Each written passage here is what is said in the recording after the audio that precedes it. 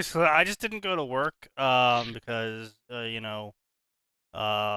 canceled my flight because I was gonna fly down and visit my mother because my sister was going. My mom was like, "Oh, you should come too." I was like, "All right, fine." So I got a flight and then they canceled it because of the winter storm, and I was like, I'm not gonna fucking reschedule this, so I just canceled that. But I already took the days out, and I was like, fuck it, I don't feel like showing up. Yeah, I'm sure you were just oh so disappointed. Yeah. I Yeah, mean, truly. I have to make the yearly pilgrimage.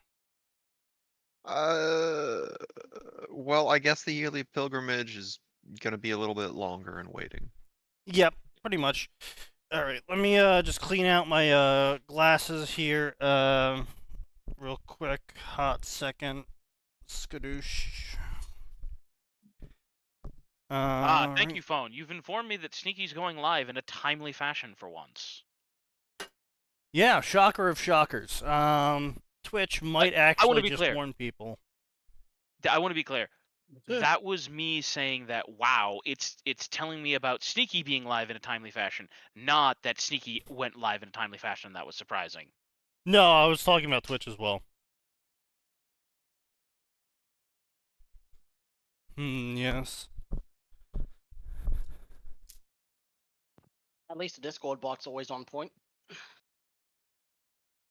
There's a Discord bot? Yeah, and the SDM for Twitch notifications. Twitch Oh. announcements. What? We have Oh, that? wait, that's we still have hooked one up? of those? Yeah. Is that really still Okay. hooked up to Sneaky's stream? I thought that would have been Yeah. disconnected years ago. People No. don't mute that? No. That's how I learned that Arn was streaming when he first started off as a VTuber. Oh, that's her. Okay. Can't help but Doesn't have to notice take he that didn't off. continue that. Yeah. Oh, wrong channel. did he? Well, he's He been playing retired. with He already. Oh, really? Already? Yeah, he graduated. He He took it Actually- hard after Fauna quit. Yeah, a little bit. Well, he's got to go remake the model now. He's got to make it Nimi themed. Of course. Obviously. I'm gonna be honest. I thought he was just like planning his trip to Japan and being busy. I mean, he probably is. Yeah, all jokes aside, yes, it's probably the fact that he's going to a foreign country. Turns out planning those trips takes a lot of fucking time. Who gosh darn knew? Lot of What? time No and lot of way. money.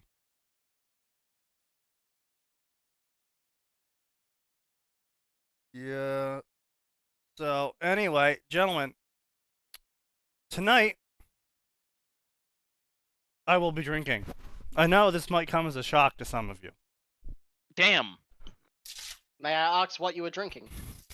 Pink Whitney. What is that?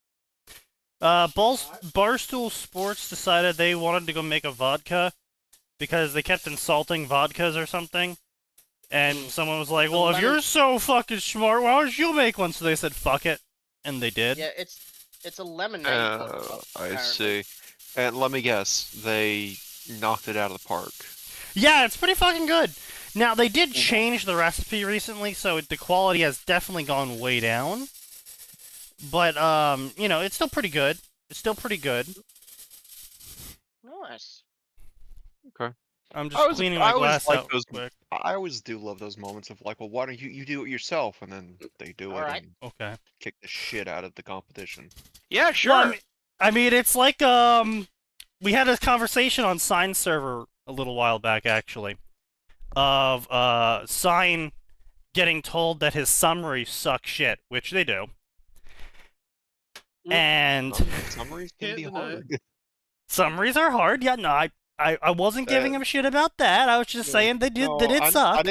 I didn't say you're giving him shit. It's like, as someone who sucks at summaries, yeah, they're hard. There's a reason Sneaky has not only done summary for the stories he and I worked on.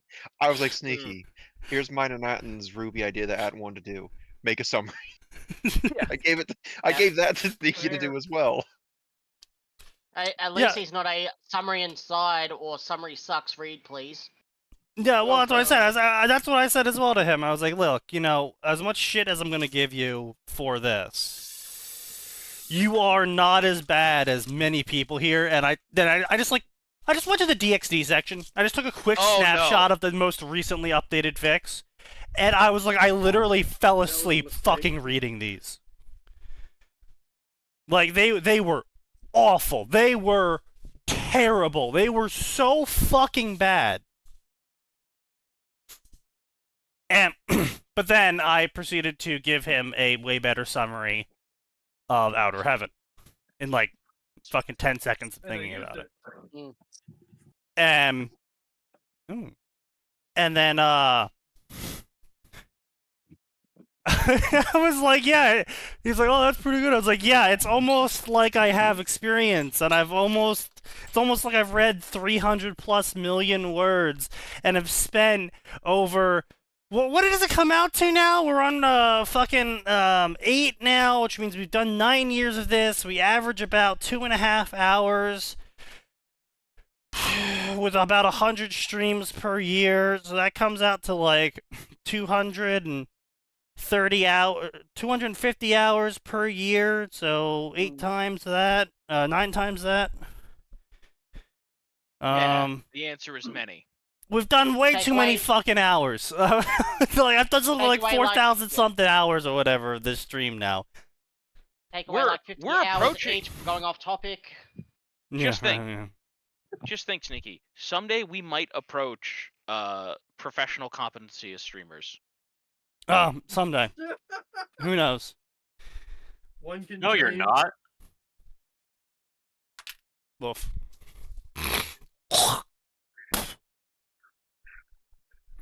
It's I nice don't when it understand. tastes, though. How my fucking trash can can smell so bad when the only trash in it is a plastic wrapper. Well, It's what shit was the that is yeah. stuck to the plastic inside. either that No, or what's it's the literally last thing just that a you had in plastic wrapper. there? It shouldn't Like, matter. I wash it out. fucking cleaned the lid. Spray it with Lysol. Yeah. and I wash it out. did. I did. I fucking Oh. sprayed it with Lysol. I wiped it down. Then it's not the trash. It's probably something else. Could it be something that felt like where's the like? Could it be something that fell behind or beside or underneath? No, it's only when the trash can opens. Nurgle has claimed that trash can. Apparently, this is what I have to. This is my exchange. Get you some air freshener. I did. I sprayed it did in work. there for like Motherfucker, now. years. Well, time to replace the can then. Yeah, fucking maybe. I don't know. I'm probably not gonna be here long enough for me to give a shit about it. My It's just- dude, if it stinks in your home and it's a persistent stench, remove it. There's no point to suffering through that.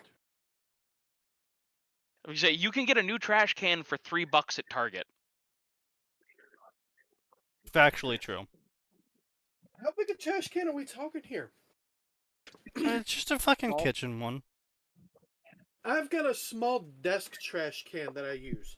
It's just barely big enough for a single hefty trash bag. I keep a bag in it. When it gets half full, I finish it off, I throw it in the truck, take that shit out. No stinks.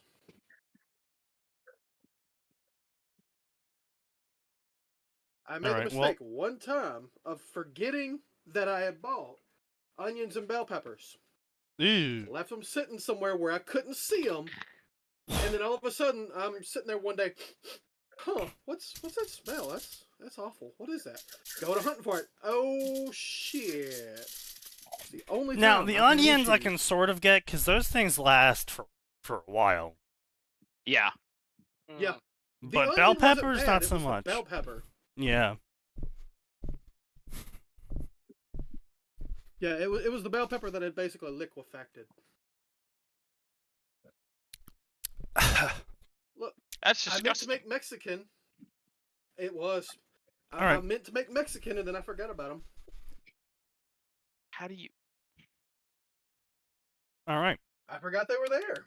Couldn't see them. But anyway, so the wheel has spoken. Oh no! What is Oh, it? Ruby. no. Ah, okay. So just the usual horror. Yeah. All right, I'm expecting to get V2, harem, maybe some bashing, author belly Gamer. fetish. Yeah, I'm getting some good stuff. I'm probably gonna get some good stuff here. Oh, okay. I've got arbitrary good luck. First fan fiction, unannounced POV, harem, author knows nothing. Imagine see, if misunderstood Saigon's evil villain. PTV didn't accurately Misunderstood evil simulate villain. how dumb Eidolon was. Nope. No power AU, V2, script. Ooh, those are all things we've seen a lot in Ruby. Yep. I really think that bad grammar doesn't exist on my bingo board ever. Oh god, yeah, that'd be kind of funny. Scion's PTV not able to predict how stupid Eidolon is. Oh Jesus. All right, so gentlemen, let us begin. So the first story of the night is the cat is out of the bag, which is obviously a reference to our resident pussy, Blake. Blake, of course. Yeah, and her girlfriend, female Adam. Yeah. Fathom? The cat's out of the bag. No, even funnier underplayed would be if, he was just sitting in bed one night, and it's one of those moments where it's like, your brain's like, hey, remember all these memories? And it's like, yeah, brain, thanks for those memories. Why are you showing me them? I don't know. Hey, remember this memory? Oh shit, is that what he meant? Every time you fucked up in excruciating detail? Oh, is that what they meant? 5 years later. Gray, what do you mean a lung has been rendered inoperable? Gray likes coughing. Don't worry about it. A sneeze caused the lung to not be operable. Oh god. The cat's Don't out of came the out. bag. John's history grade is lacking. He caught slacking. And he needs to make up some extra credit unless he wants to fail the class. While working on the assignment set by Professor Oobleck, Dr. Oobleck, John uncovers a secret that ends up changing his life forever. Not that he realizes it at the time. Now, what's this secret, you could possibly be asking? Well, I mean, it's kind of obvious from the pairing, which is a John times Blake story, and the fact that it's called The Cat is Out of the Bag, which means obviously he finds out Blake is a faunus, which is somehow a secret. I do appreciate the authors that have, like, Blake do her big reveal of, like, I'm a cat faunus, and everyone's just like, Yeah, we know. yeah, we knew. Was that like supposed to be a secret or something? Yeah. There was one author I remember who was like, had the whole team be like, we just didn't want to say anything. Yeah. Yeah, But you Blake, seemed you like... are basically the most racist depiction of a cat faunus that is alive that we've ever seen.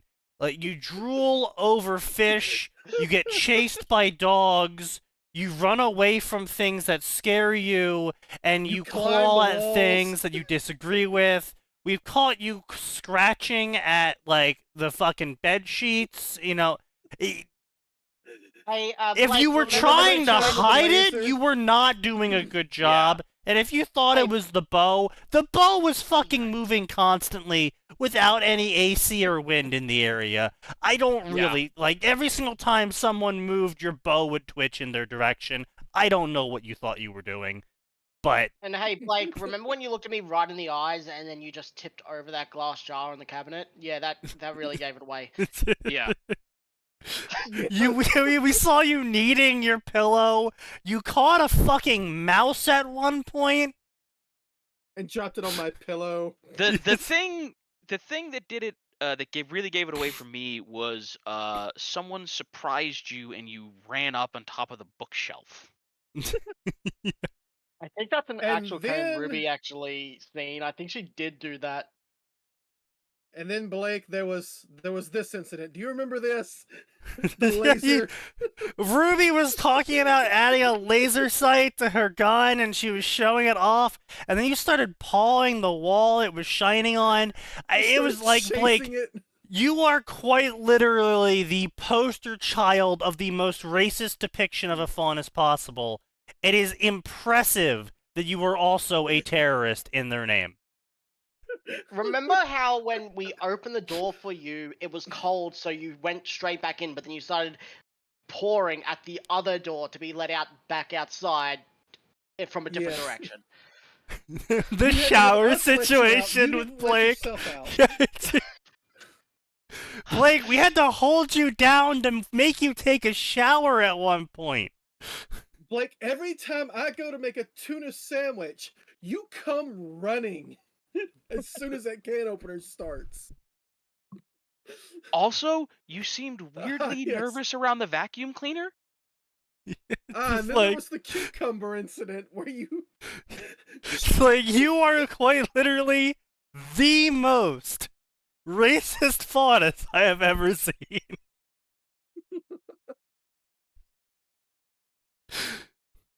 And like, the best part is that story, which I forget the name of now, made only Blake act like that. Like, Velvet didn't unnaturally like carrot cake. Like, she didn't act like a bunny. Like, she didn't act like she Yeah. was just a humanized bunny. Everyone else acted normally except Blake. It's just like, Blake, what the fuck? She's just embracing her faunus heritage, okay? Honestly, it was. Weiss, game recognizes game.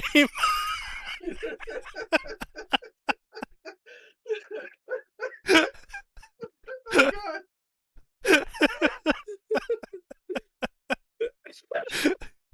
You see, gentlemen. Blake was terrified of the cucumber for a different reason.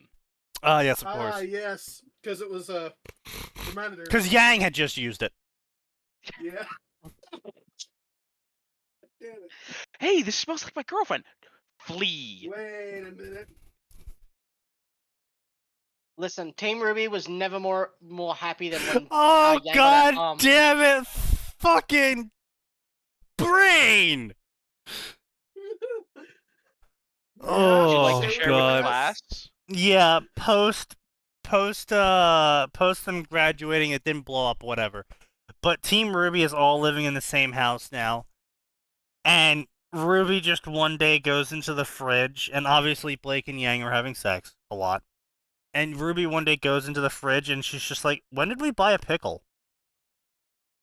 Oh God. No. Gang, what happened to all the peanut butter? Where's that going? Have you been eating a lot of peanut butter lately, Yang? Yang is a turbo virgin? No, see, that's actually what I wanted to do in the fucking Forsakai story, is just Virgin. constantly mock Yang for being a virgin. Virgin. Virgin. Finally, one day, Yang has enough, punches you in the face, and throws you on the bed. That does it. No. No, I would not touch No. that. Not at all. She See- wasn't asking. Yeah, well, She doesn't I seem like wasn't the either. type to ask. oh, that's too bad for her, because, well, my loadout is pretty much a counter to her. True. Yeah. But no, she's unfortunately not crazy enough on the crazy hot scale for me. Not crazy enough. Yeah. Yeah, right. So like, she's just crazy enough to be fucking annoying. Okay, so it hasn't looped back around into fun yet. Exactly, like Neo. Or Nora. Neo and Nora, batshit insane, crazy enough to be fun. Yes. Honestly, Name- here's the thing. Here's the thing. Yang- I worry about Neo just because, like, don't get me wrong. They're both absolutely off their rocker. No, we saw the comment about the shower. Yeah, we did. They're off the rocker butt. Both of them are absolutely off their rocker. However, Yeah. they are complete. Like, Nora might hurt me on accident. Yeah, that sounds Yeah, like you Nora do it on will a hurt purpose. me on purpose. Yes. Yeah, but And I ain't there signing might up be for some that. connotations to that. No, and I get it. I'm Right. just saying that on the crazy hot scale, they're yeah, crazy enough no. to make it worth it. I But agree. I mean, comes with negatives. But Yang is just crazy enough to just be annoying with it. And Mm. Did bitchy. not make it worth it at all. No, because She's less crazy, she would more be all bitchy. moralizing and nagging you and doing really annoying shit like taking an hour and 30 minutes apparently for per shower. And, No. Like it's just annoying. This is why Weiss is best girl. I'm sorry. Mm. John Well, was I right mean, all she along. is because the evil version of her is just a commissar. Yes, of course. But Quote-unquote completely evil. unrelated. Nintendo just tried to get me to buy Evil Civ version. 7 on the Switch, and oh boy, that game barely runs on PC. I don't want to think how it would try and chug on a Switch. It's Oh, gonna. no. Well, I mean, it kind of Yeah. you just kind of answered your question there. It's gonna Yeah. chug. It would be hilarious if the Switch port was actually the smoothest version to play on, though. That'd Man, be I amazing. just Switch want version- Nintendo to invest in some better DRM, because Jesus fucking Christ, it's like it gets cracked. Like to be clear here, it's not like their current DRM is like it's worth it, right? Because all of their games are fucking cracked. They've all been cracked. Hmm. But it halves the FPS. Their DRM is so obnoxiously bad that cracking the game doubles the FPS. Yep. Yeah. Oh, you mean you just want DRM that's actually efficient and not a fucking resource hog? Yeah, I just want if you're gonna put DRM on your game, fine. Just make it not fuck the game. How about no DRM? Yeah, but they're not gonna go for that. It's No, they're not on a gonna do that. Yeah, it's on a proprietary platform. It's Yeah, on a proprietary and- platform, and That's been cracked since the Since it came out. first launch sure, year. but Yeah. your First. choices here are it's either already cracked or it's going to be cracked eventually. But the majority of people aren't going to try to crack it. They'll Not just even pay cracked. for the Not fucking even game. cracked eventually. It'll be cracked within the first week. It's a Nintendo first party game. That bitch is being cracked launch week. Yeah.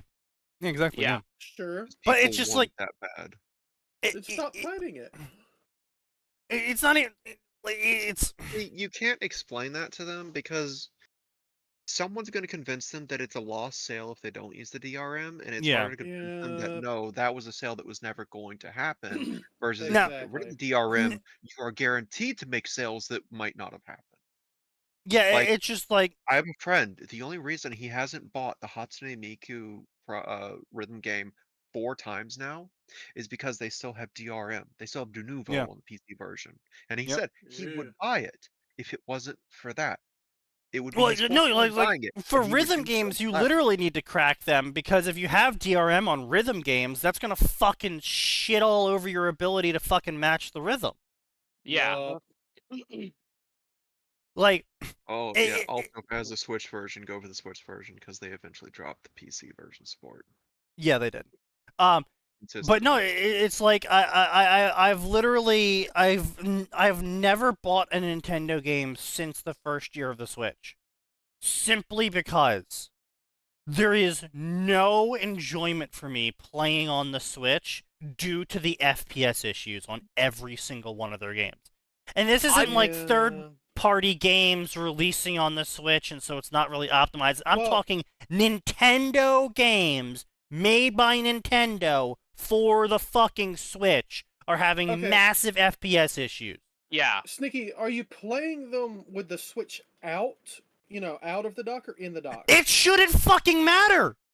It does, because they have it Mm, explicitly set so that if you pull it out of the dock, it clocks down the FPS and the CPU, the RAM, Yeah, everything. but what so you that the don't battery understand doesn't is it. last only What you 5 don't understand, minutes. if you take away the DRM on the Switch It wouldn't and fucking do play it that, I know. undocked, you get 120 undocked FPS on Tears of the Yeah. Kingdom. I would not be surprised, but Undocked. You don't have to be surprised. People have done it over and over by cracking their Switch, Yep. putting the emulator on the cracked Switch, and playing then it on the playing. exact same hardware at better FPS.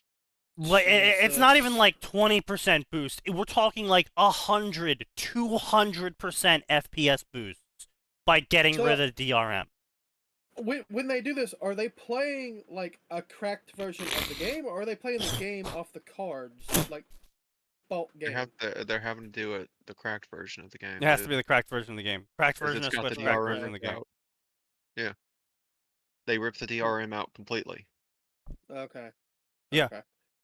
It is it's not a small, tiny, itsy bitsy jump. Like, there are Yeah. games out there where it's like, oh, you remove the Nuvo and you get like 10 more FPS, 20 more FPS, and that's not No, that this big is of a going deal. from 30 We're to going from 120. 30 FPS to 120. That's a big fucking jump, yeah.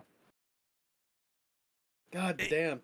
Yeah, Breath of the Wild on 120 actually sounds really good. So someone with the cracked version of it was like, all right, well, you can only get like one contraption before the game starts lagging with the normal version of the game. How much can I do Yep. with the cracked version? And they built like a whole fucking empire I'm not of surprised moving at all. contraption. And like almost no FPS dip at all. I've Like- noticed there is a limit to what you can build on the standard version of the game before it just shitifies to the point Yeah. where you can't play it. Yeah. You have to It's start ludicrous, removing and shit. that's why I refuse to buy any of their fucking games, because their DRM on it is so absurdly oppressive. I mean, it's a good game. I know. I It is, enjoyed but that's not the playing it, problem. but the Yeah, DRM I mean, kills it. I could get a have a fucking record. Jaguar, but if the fucking when I'm driving out of the lot for the Jaguar I just bought, they come up and shoot every fucking wheel out. Yo, yeah, it's a great car, but it's got no fucking wheels. Yeah. Like, this conversation is in fact proof of point. Sneaky is refusing to buy the games because the DRM is bad. If the DRM wasn't there, or at least didn't have the performance hit, he'd probably have picked up some of the absolute I would have picked up bangers tons that of games. and just put out. The other problem with Nintendo games is they never lower the fucking price. Well, There yeah, are sure, games but that came out that's just day Nintendo being one. Nintendo, and all they do is raise the price. But like another they great raise the example is price. Sword and Shield, right? Hilariously unoptimized, is what we Oh all my- thought. Now You mean, it is. Scarlet Violet? Yeah, Scarlet It's Violet. cat. Sorry, my bad.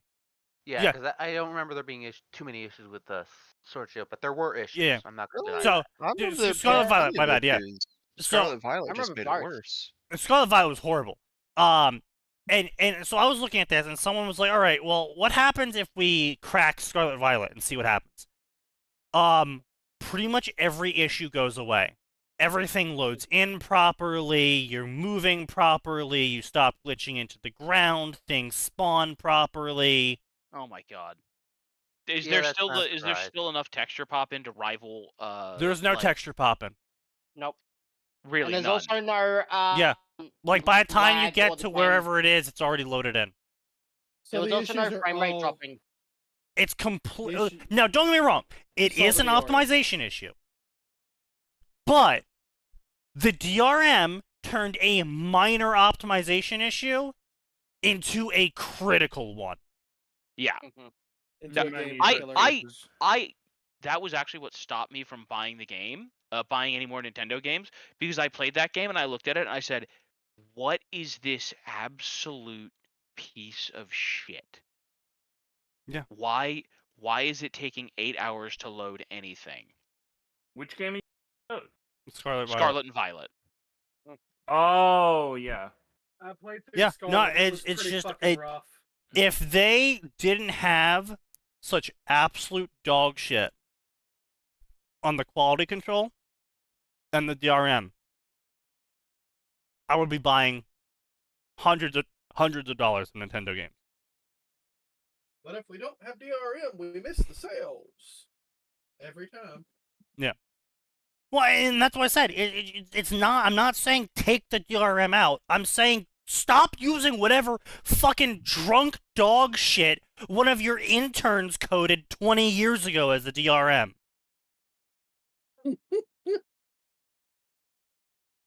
Spend more than 3 cents on DRM, please.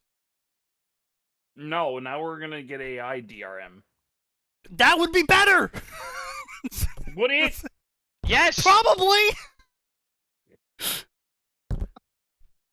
Most Yeah. likely. Oh, God. Anyway, cat's out of the bag. Let's see how terrible this is. This is a 4-chapter story so far. Each chapter is around 4K words, so that's pretty respectable. It has 280 favorites, and it was only first published January 21st. So that is very impressive for a Ruby story in this current day and age of Yeah, it's not posting bad. it about 20 days ago and already having 280 favorites. Unless Now, it's pre-written. well, no, don't I'm think not it's talking. rewrite. No, it's not about it being pre-written. It's about the fact that it was posted recently in this current era of Ruby death that it's Sure. still actually getting favorites. Yeah.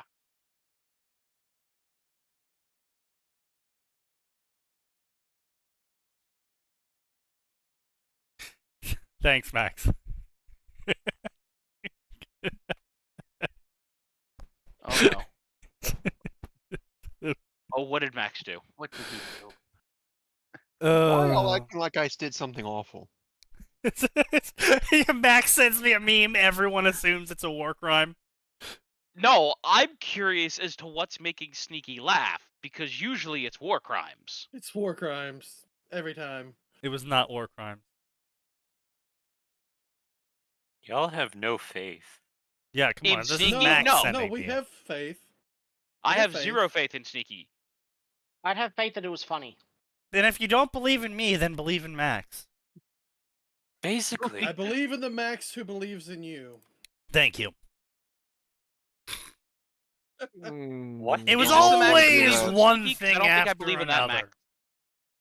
John sighed as he entered the library, his book bag dragging across the floor.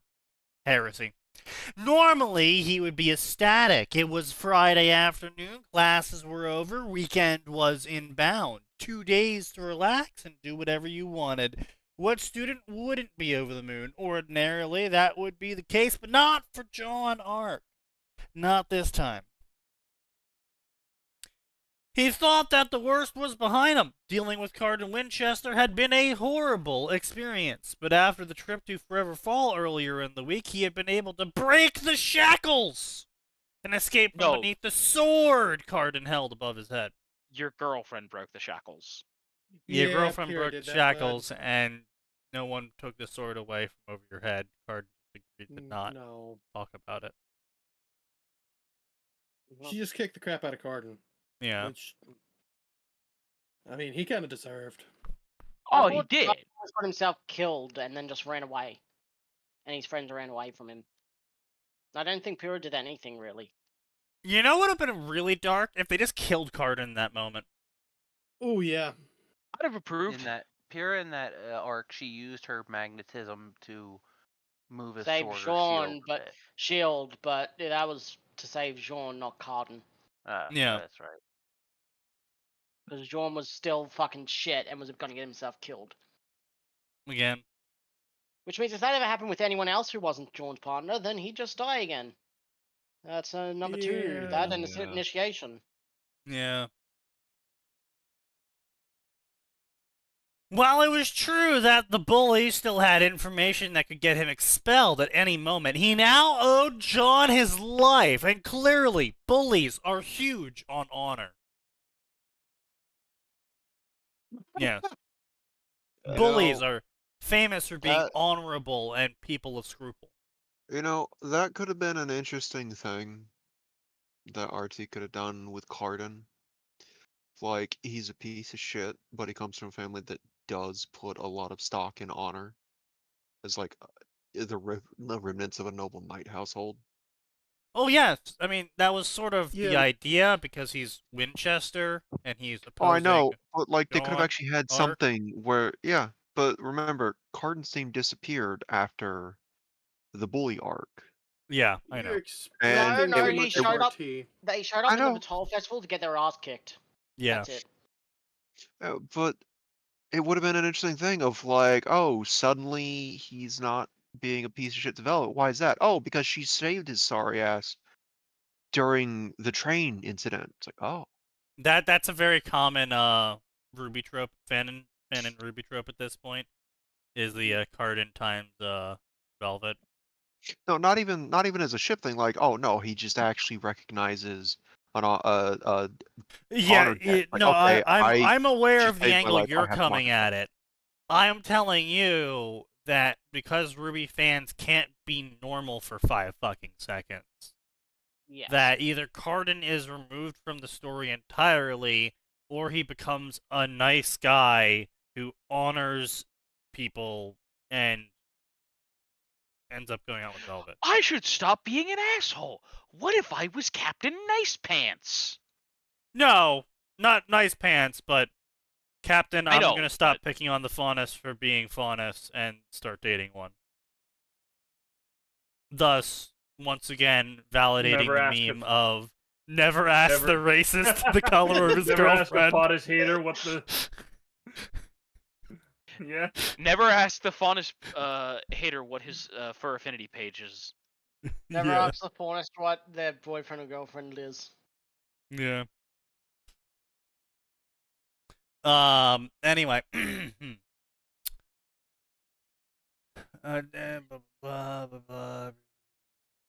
Cardin seemed to recognize this fact, and even he wasn't such a big jerk as to dismiss it.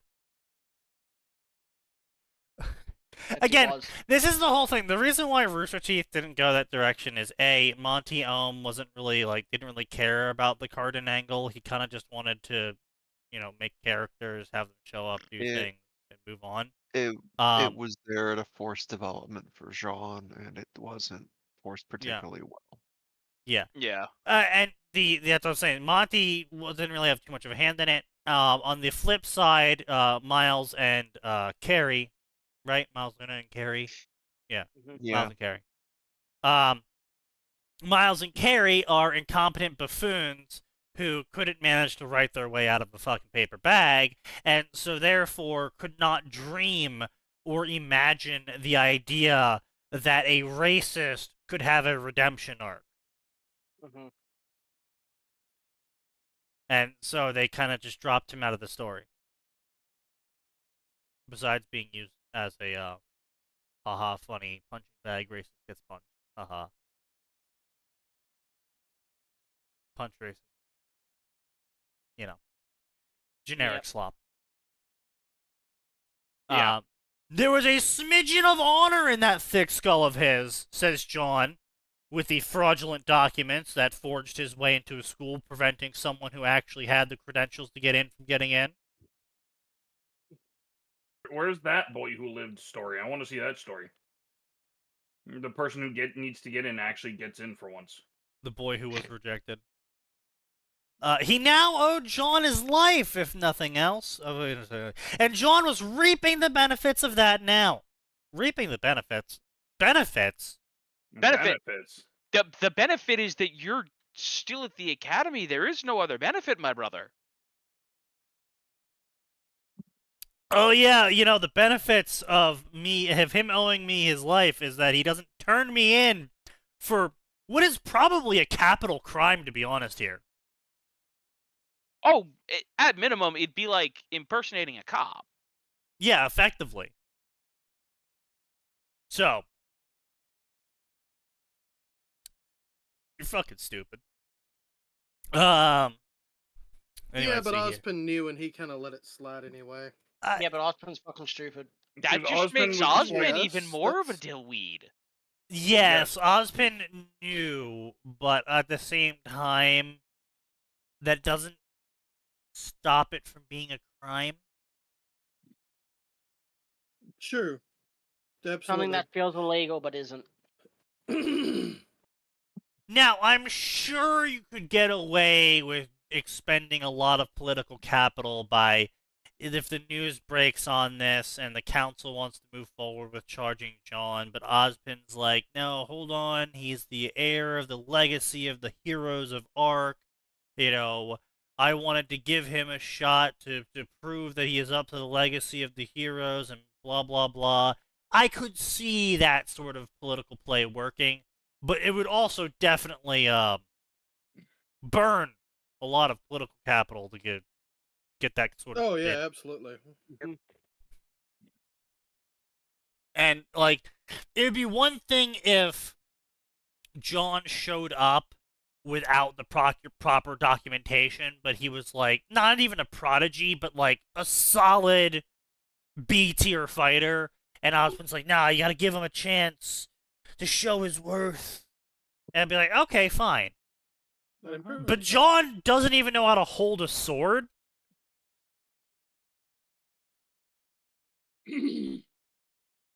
Killionaire is he has a point. Possibly. He's looking at that and going, "That's a spare body." I mean, it's certainly a possibility. Yeah. I mean, it's not like Ozpin knows who he's gonna reincarnate into. I mean, in fairness, Ozpin taking over John would probably be the ideal scenario. A useless idiot with massive squandered potential. Yeah. If John is on the chopping block, Ruby would also be in the line of fire. No, she certainly would be in the line of fire. But all they would have to do is show off the footage of her beating up Roman goons. To be like, hey, look, she's really highly competent. She's and not only that, she's also scoring good in the academy. John, canonically, is actually the author's right here, and canonically, John's grades are also fucking awful. Oh yeah. Well, my point was just more that, like, if, like, as much flack they might try to give Ruby, she at least had some background experience, so she wasn't going in blind like John was. Like, John had no experience. Right, but Ozpin giving Ruby a pass does put her in the political line of fire of, okay, now we have to scrutinize who else that he gave, hand waves to. And of the 3 people we know he gave hand waves to, one is a terrorist that did not renounce being a terrorist. One is someone who's fraudulently trying to break into the academy with no training and is failing their classes. Like, it'd be one thing, again, if he forges documentation to get in, but then is like 200% effort, trying super hard at his classes, and even if he's not getting A's, as long as he's getting like B minuses in everything, and is like showing a solid record of combat capability, it'd be like, alright, fine, we can tolerate this. But the dude's just a fucking mop. I thought he was getting decent grades. No. No. I believe there was one single scene where him and Ruby were commiserating about how hard classes were. I believe. It's been years. I believe that was in the cafeteria, yes. They were having lunch or something together. The thing is, though, you also got to remember, Jean is literally just fucking village boy. He probably learned to read and write from his family, and that's it. Yes. Well, they also didn't train him at all, and he didn't train himself. And that's entirely, again, his fault. Yeah, again, if you're going to try and break... So, the real-world example of some fucking how you forged documentation to try and get into med school. You would think, before entering med school, you would read a couple of medical books. That sounds hard. Generally get the idea of, like, what the fuck's going on in med school? And instead, you No. don't. You show up to med school, you get to lab one day, and they're all right. Dissect the frog, detail all of the organs, what they do, and any damage on them or whatever. And you're like, how do I cut the frog open? I'm gonna say, you want to know who's more qualified than Juan? At least pretend to be John? squeamish or something. I don't know. At least that would probably Fucking sell it. Every other No, show again, the dragons. it's just the entire thing is dumb. Yes. Yeah. Everything about him getting in is dumb. Everything about him being allowed to continue is dumb. Teacher, my frog's sitting in a student seat, so that's a French student. My frog's sitting in like- the student seat. I could tried to kill the French student next to him. I could even buy, like, here's the thing, right? He can even justify keeping Blake there because, okay, yeah, she's a terrorist, but she has a ton of practical combat experience. She's trying to start over. She Yeah, fell in with a bad crowd. She has Yeah. political, You can make the shit. argument, but it doesn't look good. Well, Just from here's the a thing. surface. He could even go, yeah, she made a deal. She sold out a bunch of actual White Fang terrorists. I was to just be like, yeah, we actually know all of the White Fang bases in Vale now. She sold out so many White Fangs. She sold them all out. We have name. I'm Name- reminded, us I'm do reminded that. of an arc in. Why And don't Blake over here is just shitting her. That's interesting, Inquisitor. Councilman, your name's on this list of White Fang collaborators. That's interesting. Austin just no. starts making up people that are on the list. Oh, I can't help but notice this one reporter that's been annoying me is a White Fang collaborator. But what about Blake Belladonna? She's got political connections. You don't think I'm going to show nepotism to the chief of Marjorie's daughter? Well, see, like I said, there's a lot of arguments that can be made for Blake. There's arguments that can be made for John. But Ruby Okay, but has here's the thing. basically no Mhm. political arguments, but she has a high competency. What would you say? Crow, he Ruby's could be doing it for arguments Crow. are: look at this kid's grades, look at what the kid has done. Why would we not put her in? Oh, she was trained by Crow, the guy that's done so much for me? Yeah, sure, I can let his niece in that he trained personally. I can let in his personally trained niece, who happens to be excelling at pretty much everything. Also, if you take a look at the rest of her family, her half sister, who's also here, just so happens to also be kicking ass. I don't know Like- if Ruby being a family of a legacy student is a positive or negative. Well, it would actually be a positive because Crow is actually internationally known. Yeah. Also, He's got it's next not. Winter and It's not Summer like isn't. Yeah, Summer isn't, but Crow was. Yeah. Crow is, and it's not like while Tai Yang is not internationally known, he would certainly be known around Vale. Maybe. He was a teacher at Signal. Yep. Yeah. Well, being a teacher's son isn't exactly a great argument against nepotism. Mm. But like, hey, she's related to this world famous, the bestest hunter ever guy. And look Who's at her even grades. working She's at- also a great, famous hunter, world's bestest hunter. So clearly, this is a good decision. Like, And you Crow's can make even that. worked with Atlas because Winter's not part of Yeah. Ozpin's group, but she still personally knows him. True. Yeah. He's worked with the Atlas military on probably high-level fucking missions. You know what I really hate about Rooster Teeth? It just came to mind about Ruby. Is they have a character named Winter. Everything. They have a character named Summer. They should have had a character named Spring. And we have a character named Fall. They should have absolutely been some sort of international tradition where people, like, effectively, be- like, try and claim the name of one of the maidens for their country. yeah. You could literally minstrel or whichever uses Lyren's, but whichever place uses Lyren's naming scheme could use like an Asian saying for summer or spring. I mean, No, because what would it be? It would be, yeah, Mistral. Yeah, well, obviously Atlas is winter. I guess Vale is summer. Mistral apparently is fall, so that leaves spring to Vacuo? Question mark, I guess. I mean, There's a- you could have them fight out over who gets the naming rights or something, or maybe people change their name when they're. That would actually be an interesting thing. Each nation has a season to honor the four maidens, and each nation's top hunter actually changes their legal name to that. Yeah, that's what I maiden. was. Yeah, that's what I was gonna say. Like, do that.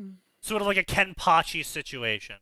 Yeah. But that would, require plot and work on Rooster Teeth's part, which they did not do. Hence why I hate them. I'm just saying they could have done it. It would have been really cool. So it'd be like Summer is actually Vale's best huntsman. Winter was, the best huntsman for Atlas. In Atlas. Cinder ended up actually being, or trying to claim to be, the best huntsman of Mistral, and you could have had that be a whole fucking plot arc.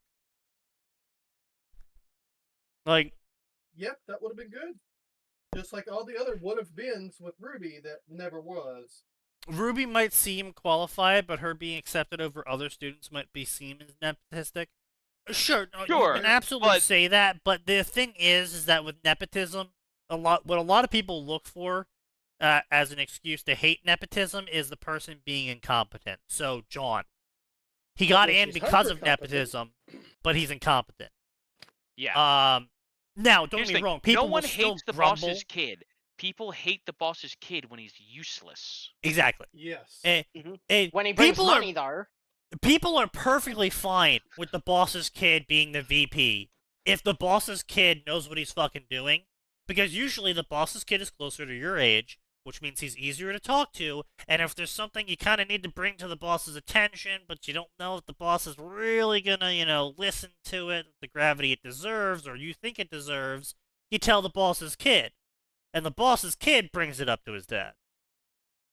Hey, Dad, I was talking to Jimbo down in accounting, and he talked about, our term. We're really slipping on our terms. We probably need to update our payment system. I found out we're still using paper files. Yeah. And then also, just stop talking to me, son. And I can totally, I can speak from experience on this, because there's several clients we work with where obviously their kid is their VP, their right-hand man, their COO, their whatever, right? Whatever position they can put them in that puts them into a position of power that effectively makes them second in command. And whenever I have something that needs to get done, but I'm not going to try and explain to the 60-year-old guy why the backup solution he currently has in place from 2009 is not working anymore, I go to the boss's kid and I go, hey, here's the backup solution you guys currently have. It's not working for these reasons. This is the reason why we need to upgrade it to this. And he goes, okay, I understand. I'll bring it up with my dad. And that's how usually it gets done. Yeah. That's a system that works, yes. So the issue isn't the nepotism. The issue is the nepotism and being incompetent. Yeah.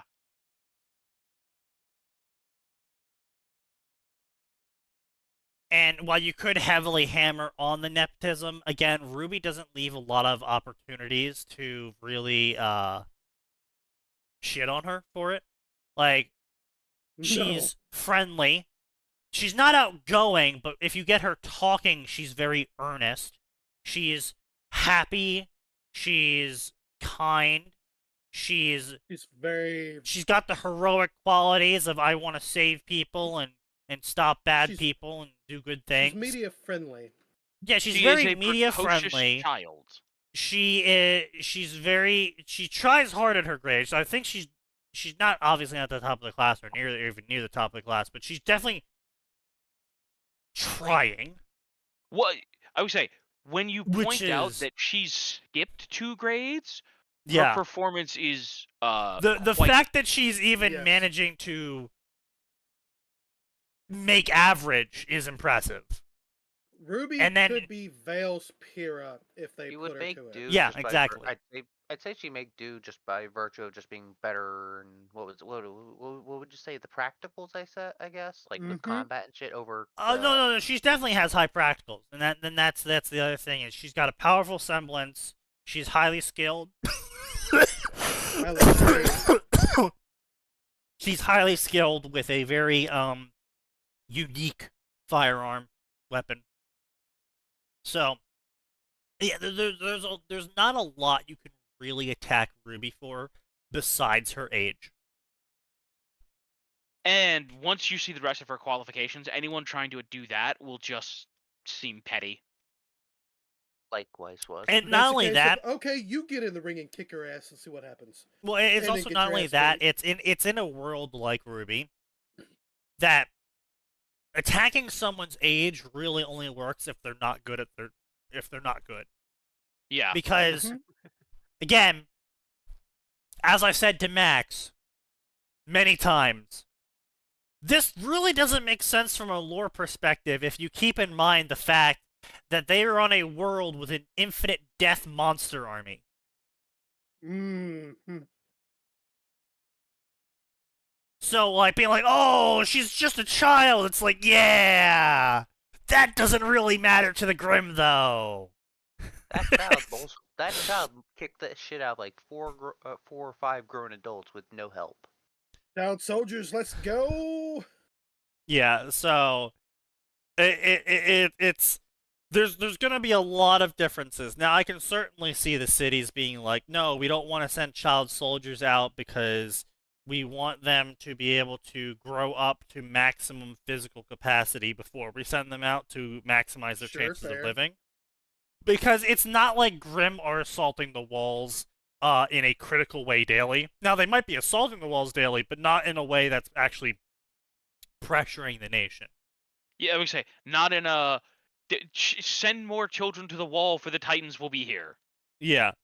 So they clearly have the time to train the kids to a certain extent, and I can certainly see arguments for people being like, no, we gotta wait till they're at their physical maximum to maximize their chances of living because the fucking attrition rate on fully grown huntsmen is so high. Why would we send kids out to die fast?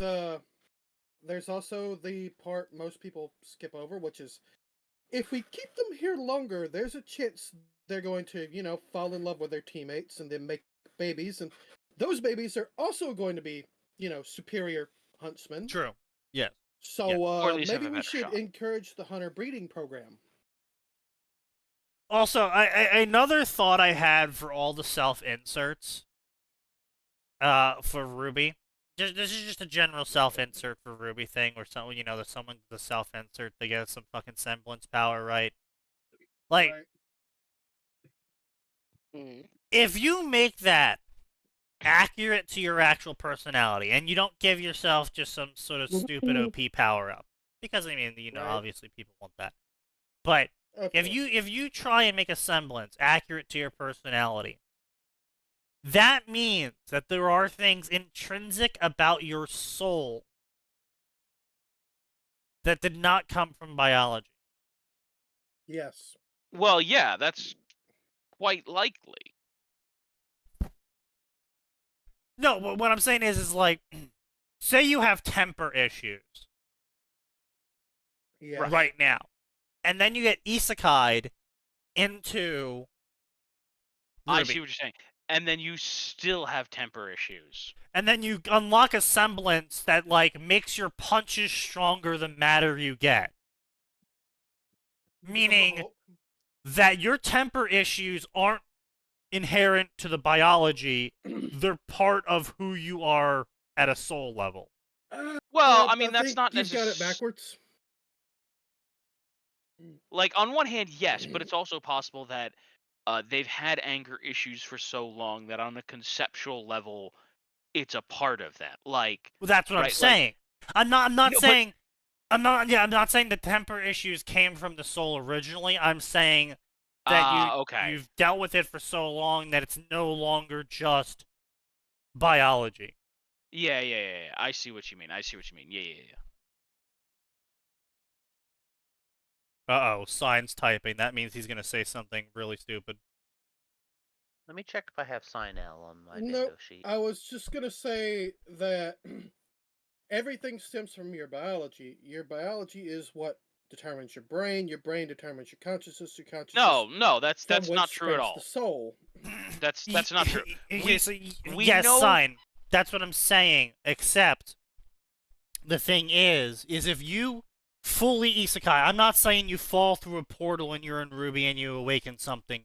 I'm saying you full-ass died. you mean You full-ass reincarnate Okay. into Reincarnation Ruby. isekai. Yeah.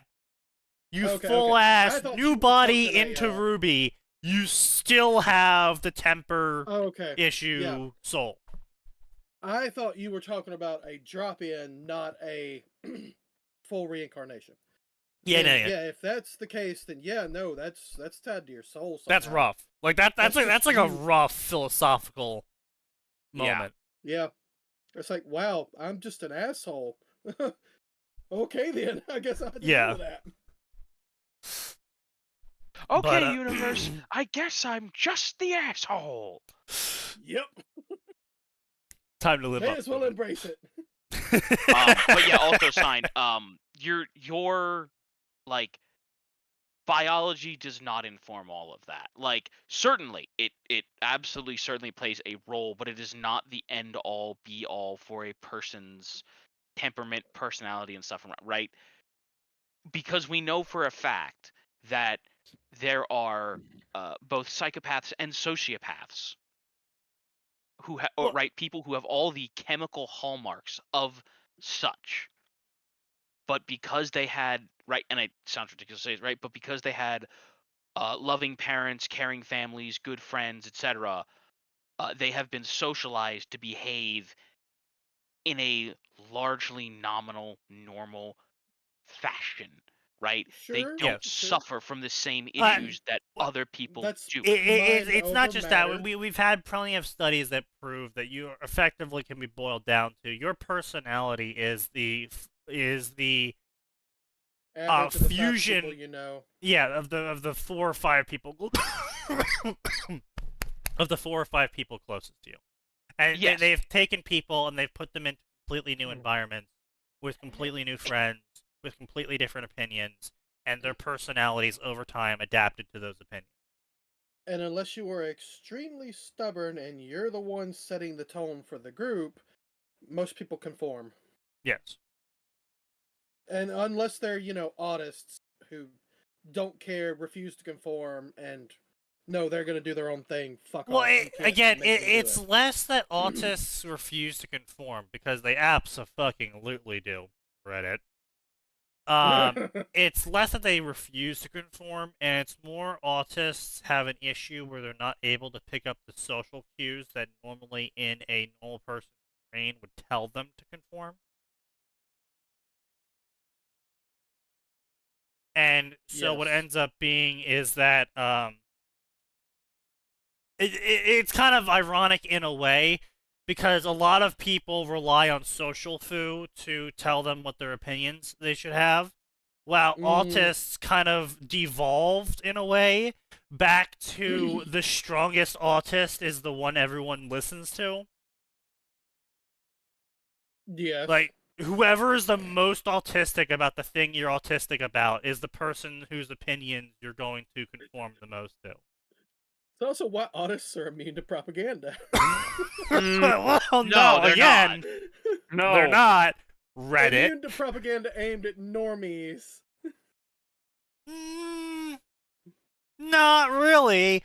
They don't really make propaganda targeted at autists. It's just a lot of autists get caught up in it because, again, you are the people you are around. And, if you're around enough normies getting caught up in a certain amount of propaganda and you end up being the king autist, and then you autistically tell other autists your opinions, and then they believe you, and then they see those opinions also match the people around them who are also normies, then they will start to conform their opinions. Yeah. I saw an example of that today when sociopathic protagonist of Hell Difficulty Tutorial showed a lot of emotion when he was finally reunited with his sister who he looked up after being separated. Yeah, no, like, sociopaths and psychopaths, like, sociopaths, again, the reason why we had to differentiate the two is because while they showed a lot of similar traits, effectively one was made through trauma and the other one was born that way. Born that way. And the reason why we had those differences is because the ones that showed the same behaviors, sociopathy, that was created through trauma, they had massive emotion issues because their reaction to their trauma was to just stop paying attention to their emotions. Yeah. And psychopaths don't have emotion issues in terms of muted emotions. Psychopaths tend to have issues with their emotions and where they don't know how to properly deal with them because they were never told how to. I don't know. I certainly think a lot of Dota players don't have trouble with emotions. They spread it all the time. And they're psychopaths.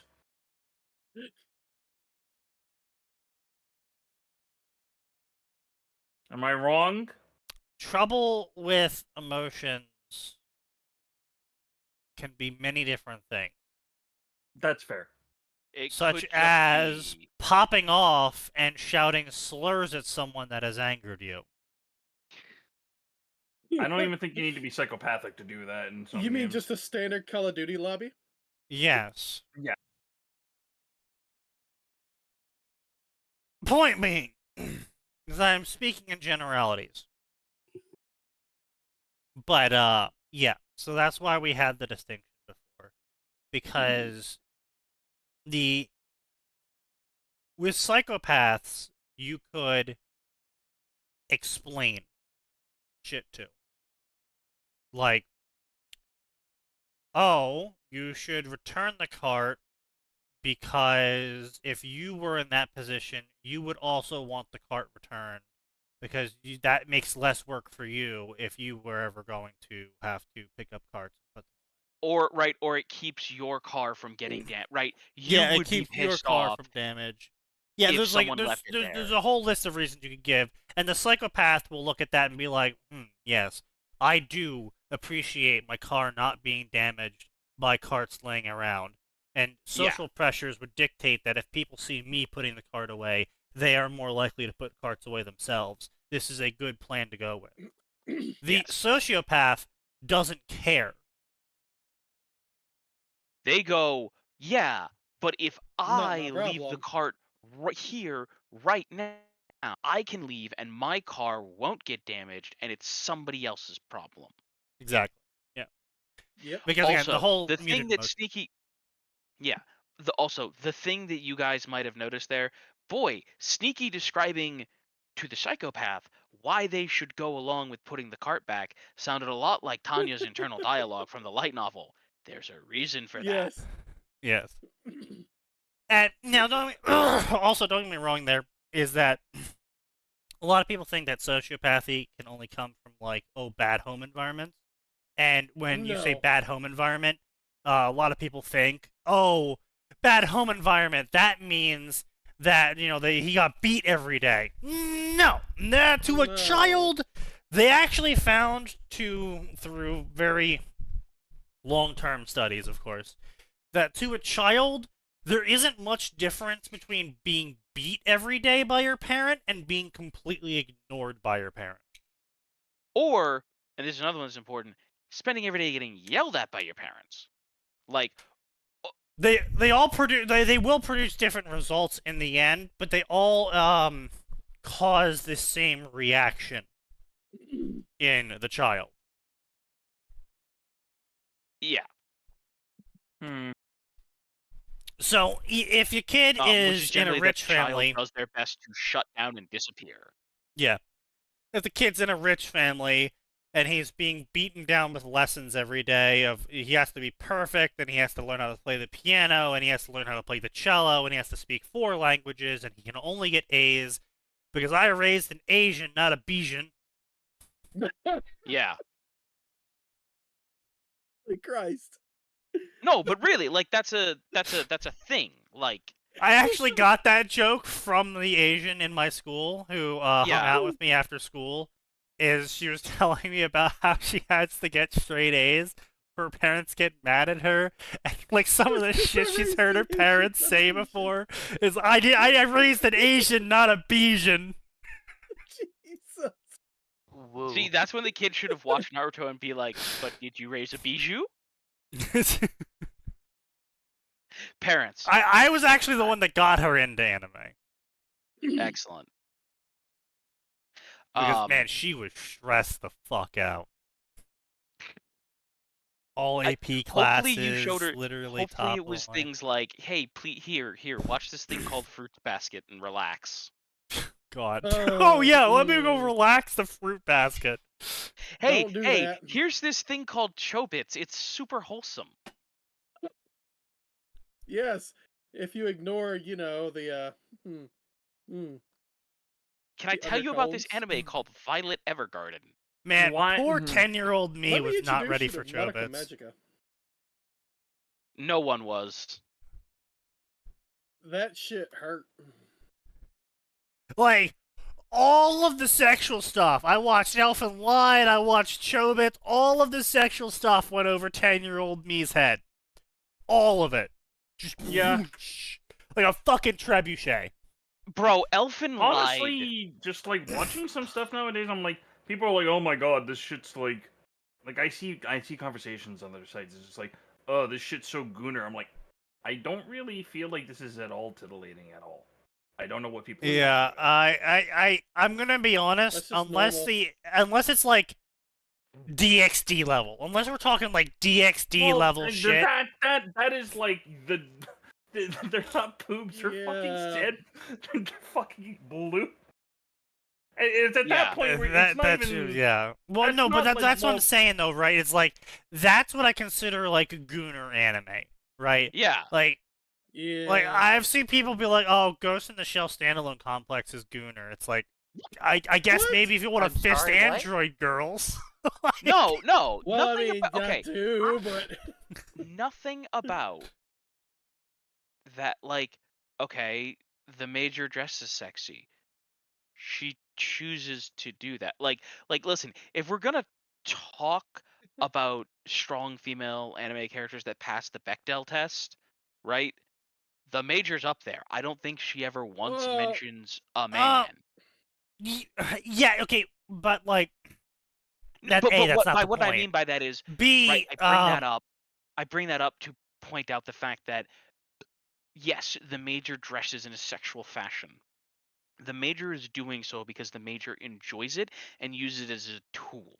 Like the times Well, when the major does a it's not sexy just act. that, right? Like the major has body issues because of the non-standalone complex lore, which is semi-canon to standalone complex, because standalone complex kind of like is like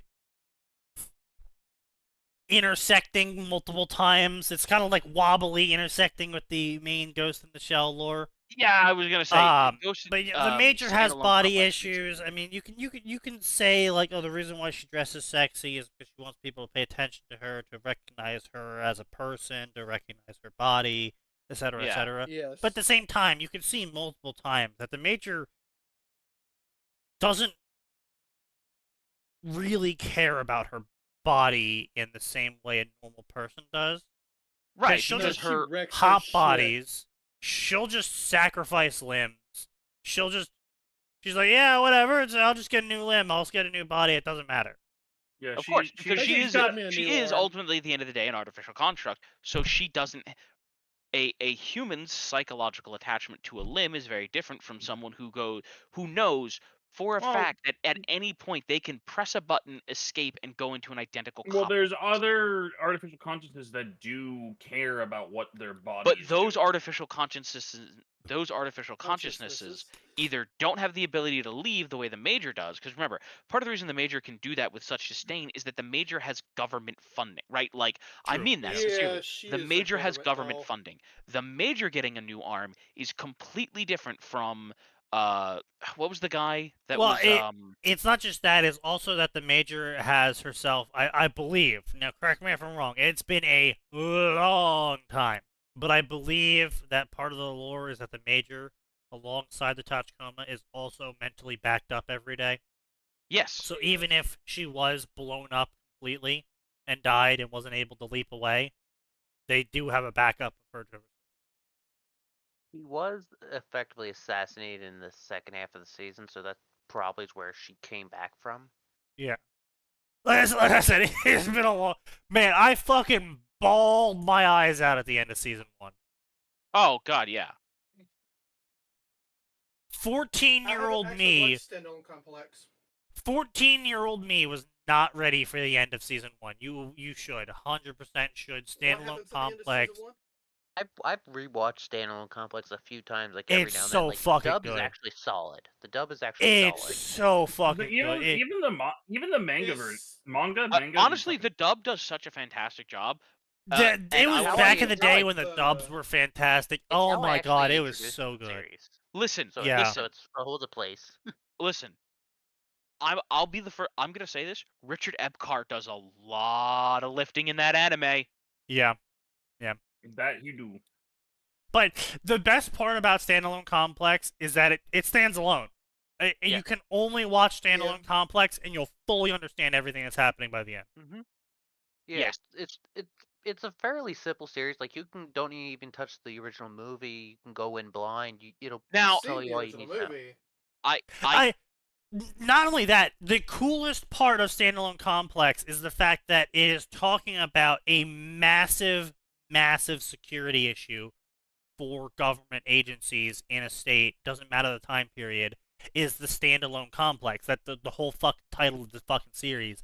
It's the Standalone Complex is an issue where you have multiple crimes of similar nature being committed by people that seem to be independent from each other. They're all acting independently. We're actually seeing that now with a whole lot of independent actors who are all doing similar shit. Yeah, exactly. Yeah. And it makes it very hard for the government to do anything about it, as you see in Standalone Complex, because if everyone's acting on their own, that means just because you stopped one guy, no one else was affected by it because no one else had anything to do with him. I would say There's no Wall Street terror Bets is a cell great network. example of that. Yeah. Like the subreddit, right? Because there's a bunch of people doing a bunch of stuff that fucks with the financial system, but they were already doing it on their own. Yeah, so it's actually it's a fucking fantastic series. The plot beats in it are just still A+ quality to this day. The characterization of the Major is great. It's just all around The entire 100% cast I is great. recommend. Yeah. It's one of the few anime I'll ever actually recommend people. I would say, yeah. Cowboy The Bebop. voice actress, Season 1, 2, Mary Yeah, Elizabeth. Cowboy Bebop. Yeah. Yeah, I would say the voice actress for the Major, Mary Elizabeth McGlynn. Listen, let me put it to you this way: she's done such a fantastic job. She has been the voice of the Major, Yeah. pretty much forever. I'm gonna genuinely can't pretty think of much anyone else as the blame Major. the. I'm gonna pretty much solidly blame her for the reason why maybe half of Reddit is obsessed with A, androids, B, leotards, and C, mommies. And hags. Makes sense. Yeah, but like, she has. I mean, yeah, you can see it. Well, yeah. I would just say she has an absolutely prolific career. Yeah.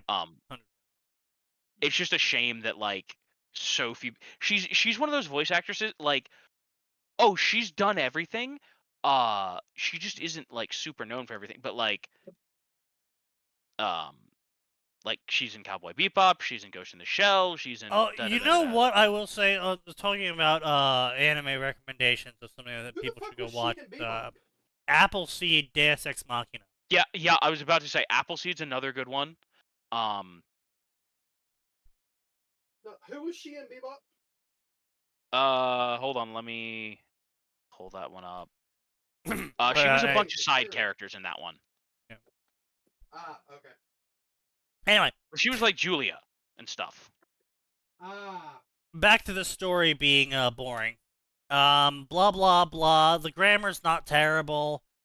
I mean, it is Desire fanfiction, so you know the author is historically competent at writing, and they do a lot of commissions, so you can't even blame a majority of their ideas on the author.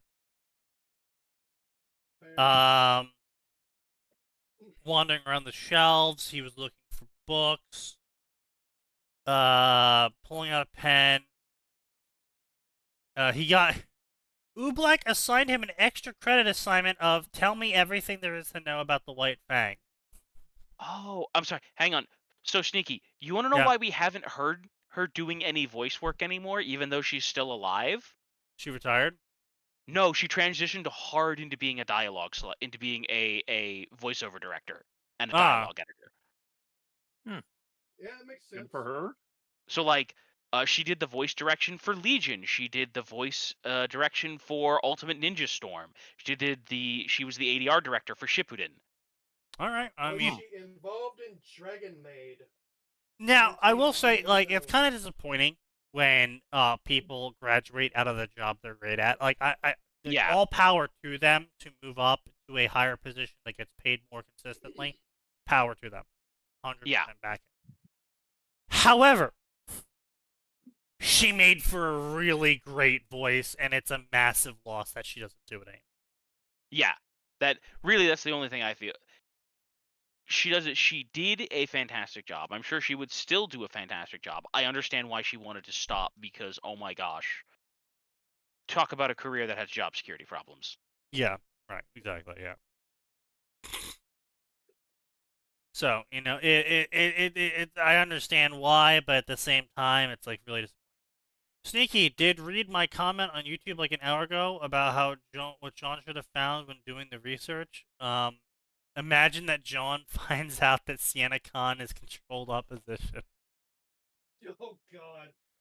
The cat faunus conspiracy. Why are cat faunus in every position of power?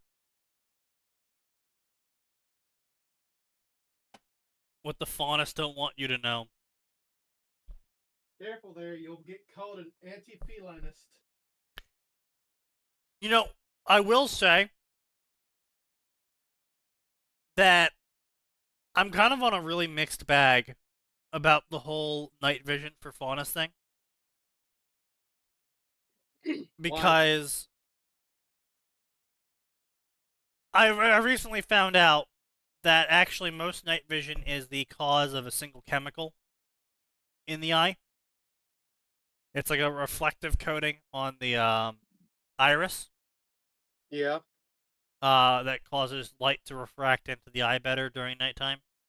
And the reason why human eyes do not glow in the dark when you shine light on them, usually, depending on the angle, depending on the intensity, etc., etc. You know, there's a bunch of, you know, if you're walking around and you don't have a light pointed at it directly, and you see eyes staring at you from the dark, it's not a person. No, that's an animal. Yeah, it's an animal. It's an animal because the light refracts off of them, and you can see the light refracting off of their eyes, sort of the same way you can see like a sniper scope during the daytime, reflecting light. Actually, it's kind of like the same thing as sniper scope. So yeah, actually, that's a really good metaphor. But I can understand how it's like, oh yeah, the faunus create this chemical, but humans don't. But it's like, again, it comes down to this really weird mixed race thing for faunus of, I can sort of understand if faunus were sort of like tiefling, you know? Where not every tiefling... Yeah, well, yeah, but where it's like not every tiefling has horns, not every tiefling has slit eyes, not every tiefling has red skin, right? Imagine having a faunus mother and a human dad and only getting night vision in one eye. That's not how it works. My cursed eye. I must seal my cursed eye. During the day, I only lit it at night. But no, I'm of a real like I can sort of understand faunus from a template angle, where it's like there is a certain genome that creates faunus, and the animal trait is randomly RNG'd. Which it shouldn't fucking be, but okay. Night vision should be RNG then as well. Well, no, because I mean, you gotta keep in mind, this is a world where magic previously existed. This is a world where souls are brought to the forefront. I wouldn't be surprised if biology was affected by this at some point, right?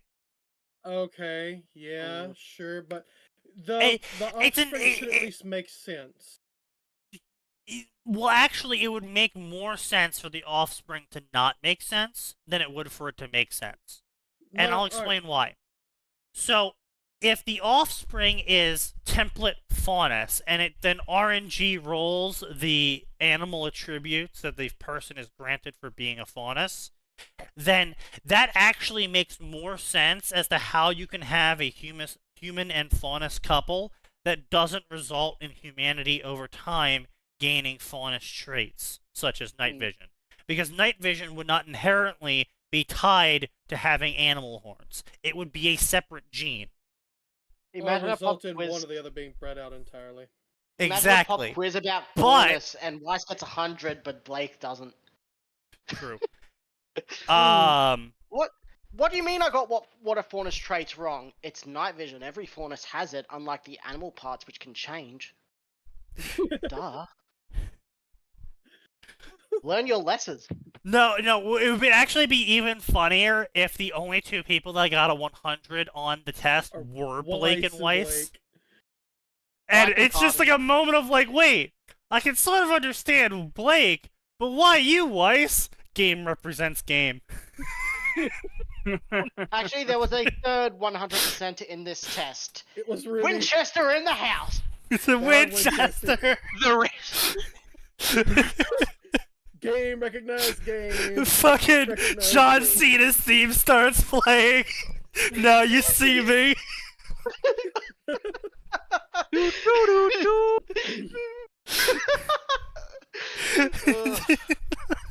You mean I tied with Carden? Well, I mean, Actually, we both Carden got extra 100%. credit. See, he put an essay on the back about statistics. I'm not allowed to say it out loud, but it was very well no. done. It was very well done. It's well researched. He cited all of his statistics. Yeah, right. His extra credit essay is going to rewrite the books. True. His extra credit essay would be fantastic to put in there if he hadn't included quite so many slurs. True. We can find But no, like it those. makes more sense for it to be a template in that case, because if it's like the faunus gene that triggers some sort of mutation in a human that causes them to gain animal traits, that causes them to gain night vision, that causes them to get all of these things, that makes way more sense than each individual animal trait and characteristic of being a faunus being a separate gene, because that ultimately would cause it to be bred out of the pool, because you got to keep in mind again, we're talking like thousands of years of these two species intermingling. Yeah. That's enough time to wipe both original species out and create a hybrid race. Should have. So if faunus are some sort of magical template, that makes way more sense. And that's why faunus traits wouldn't be inherited by their parents. Which makes it so curious that every cat faunus seems to breed true. Yes.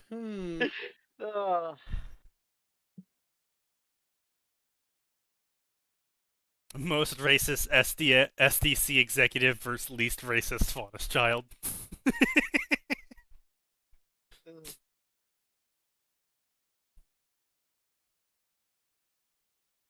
And again, on top of that, it would make more sense as to how the faunus could be a distinct class for so long. And on top of that, why they would be used for slave labor, especially during mining. Because if there's less equipment you have to set up to mine the rocks, if, faunus seemingly gain traits and, boosts towards certain animal characteristics that they inherit, that would make them better at baseline than a normal human slave. Now, that is another Ruby fic that I did read one time, where they were confronting Jacques about the slavery of the faunus, and he was just like, look, if human slaves were cheaper and more productive than faunus, I'd be using them. That's How- not an If argument. That's if not an robots was- argument. If robots were more efficient, he'd be using them. That's what he Maybe went on to robots say. Are. That's literally what he went on to say. Is like, look, right Mm. now the robot technology isn't efficient enough and doesn't cost low enough for me to replace slaves with robots. It's just not there yet. Have you considered not like? I feel like it turns into just you're the dude from Fury at that point. Shoot that guy. You fucking no hope for you in this world. Okay, yes, but here's the problem, right? If in Fury, his methods were the only reason why water filled the basin,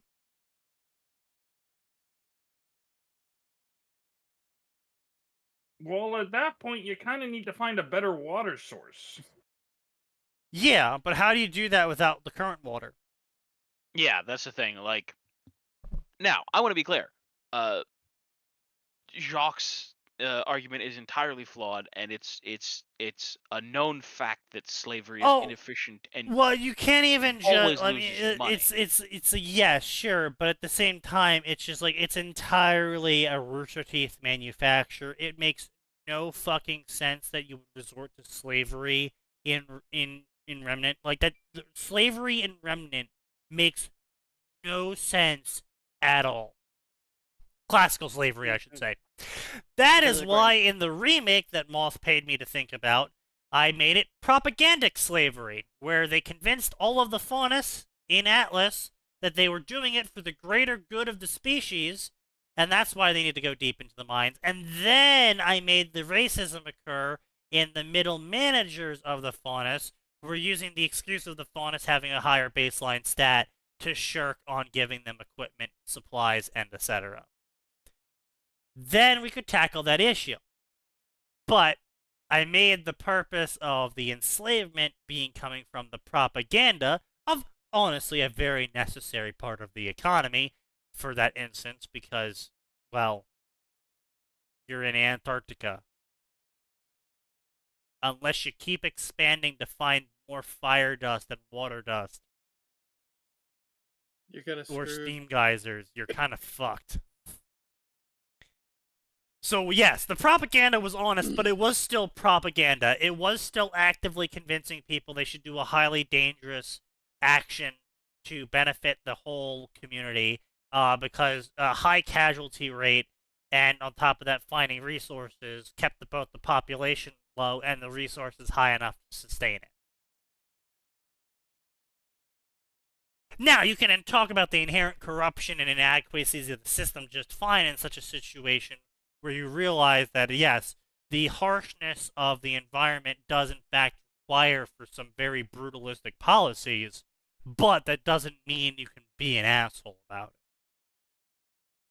it. It makes perfect sense in the world of Remnant for a nation which, for some reason, decided to build its fucking capital on an ice sheet, decided to go with that. So, That was where the dust was. well, they didn't know where that because they had to Grim were. dig into the fucking ground first. So that means someone just went to Antarctica, was like, this ice sheet looks good, started digging and was like, wow, dust! Are we I sure should it's make not this a case of town! them going there and going. I mean, in fairness, Hey, that's there pretty are much no what happens Grim with here. gold. No, you gotta keep in mind, Yeah. yes, but no. No one's gone to Antarctica or the Arctic to seriously prospect for gold because Okay, no, the but they've temperature gone to complications. Alaska. Yes, but no. Alaska is still inhabitable. It is brutal during the winter. Don't get me wrong. We're talking like a negative 100-degree weather during the winter. Jesus. Yeah, it is brutal. It's still not inhabitable to this day, though. Like, long-term habitation only occurs in very small areas of Alaska. Mm-hmm. So even if people did go for gold, it was only during the very brief, warm thawing periods. And the Arctic and Antarctic don't even have that. So you would have to make a concentrated effort Doesn't backed by Antarctica have a thaw period? It's not very long, but I think it does have one. I mean, okay, it has a thaw period in where the top ice melts. Yeah, it doesn't turn into a lush green landscape, but it does. Yeah, it doesn't turn into a lush green landscape capable of supporting a civilization.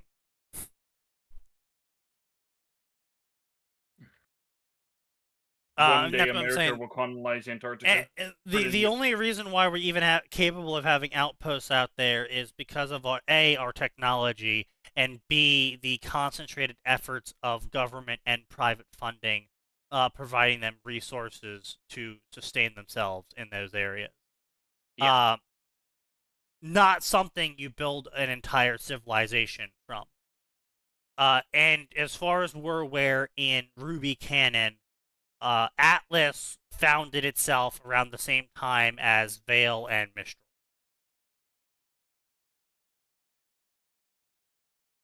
As far as I'm concerned, Vacuo never founded itself. But, no.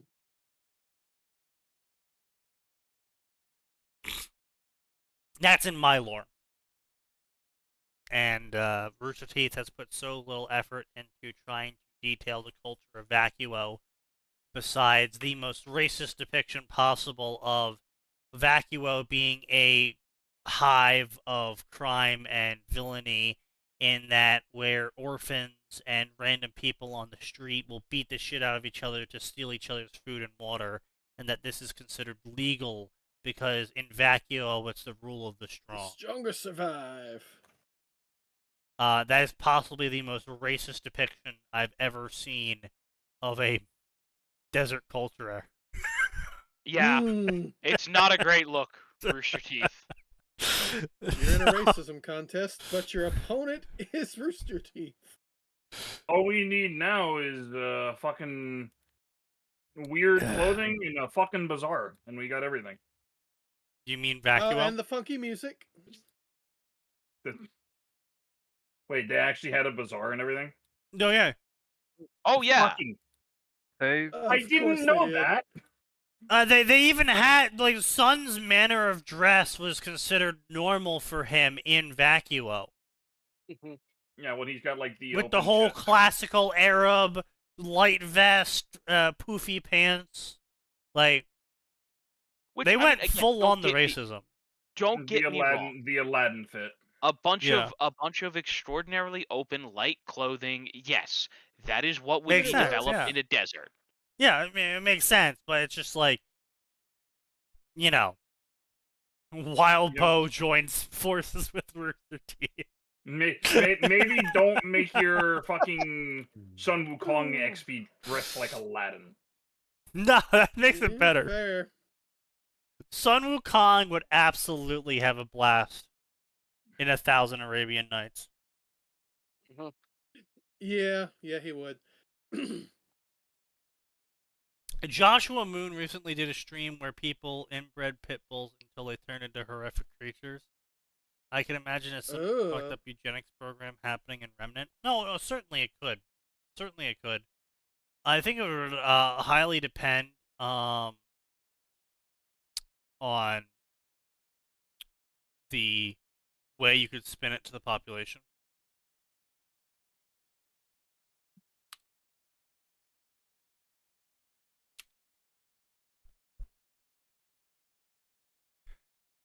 Because, again, you gotta keep in mind, Remnant is a world filled with infinite death monsters that want to genocide humanity. So you can't really get away with the whole Unit 731 nonsense unless it's really fucking secret. And I mean, like, you know, disposable Black Ops labs in the middle of nowhere secret. Let your third reading secret. You spin it really well to the public. Yeah. Yes, we're breeding child soldiers, so your children don't have to go and fight. Don't worry, we've got this. You know what doesn't make sense? We never saw any human zealots in Remnant. People who say humanity's definitely going to make it and says that they have to destroy all Grim for humanity. Like, you don't see that. You think Well, that see, it that's was actually one see, white that's one actually study that- really easy to explain. So again, Rooster Teeth is basically if you take a Reddit atheist and just Mhm. apply every single thing a Reddit atheist would do. That's what Rooster Teeth does. They were Rooster in Teeth. Houston, so Yeah, Rooster Teeth is entirely incapable of being Thinking that humanity the- first. Like they are Ah. physically incapable. They're mentally incapable of being humanity first. Like they put more importance on rocks and trees. I was about to mention the chart. Yes.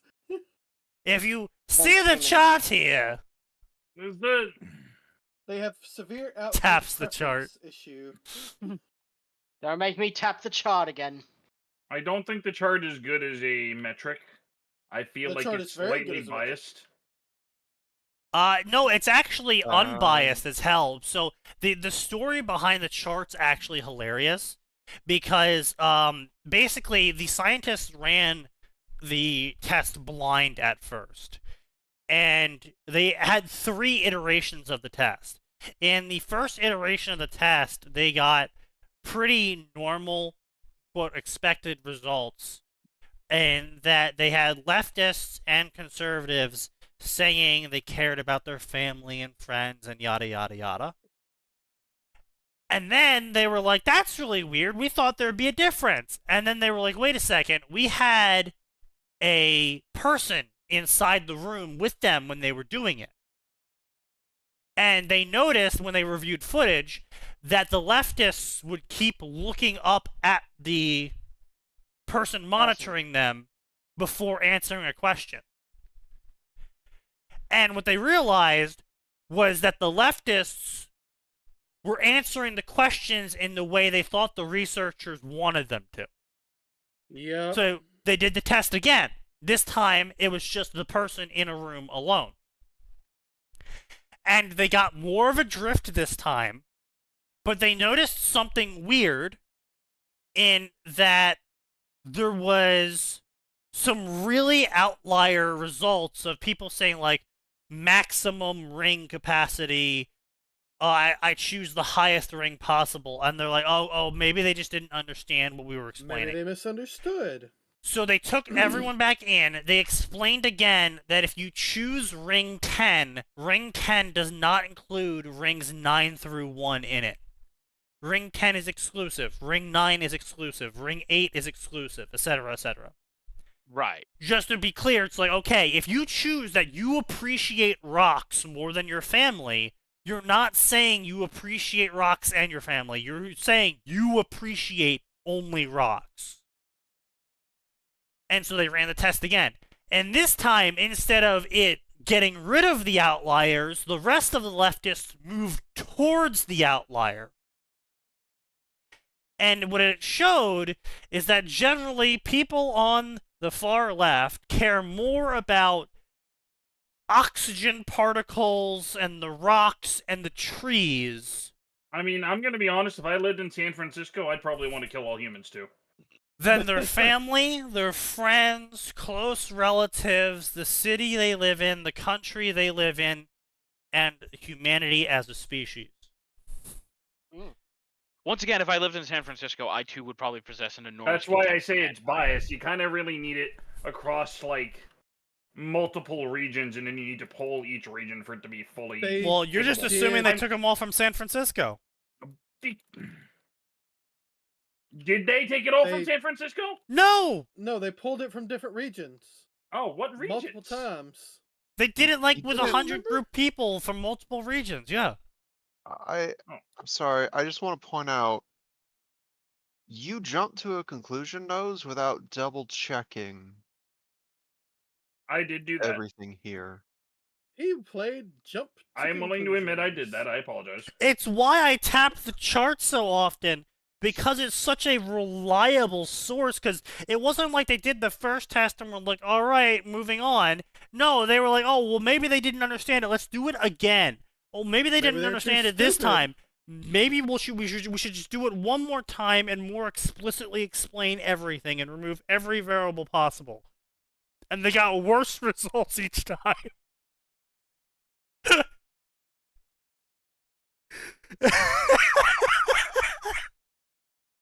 Mm. Oh god. Yeah.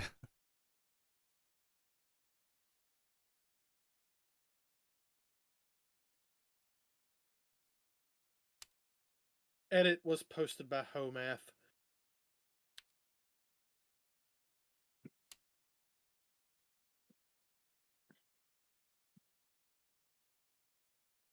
But anyway, so yeah, generally, blah blah blah. John does research. He's doing more research. He finds out about cat faunus. He finds out about the name Belladonna. He starts recognizing the name Belladonna being brought up everywhere in terms of the White Fang. He thinks that's really weird. That's a lot like Blake's name, right? Then he starts noticing. He started That's not allowed. noticing. That's not allowed. He became a noticer. And then he found pictures. And then Oh, he no. realized that Blake is actually in the history books of White Fang members. Ugh. Yeah, but did you find pictures of Blake's mom? That's the question. Someone get the Don't spelling answer wrong. that question. I mean, yeah, you know, I would put Blake's mom in the history books too. Moms of all time. Yes, that is a mom of time.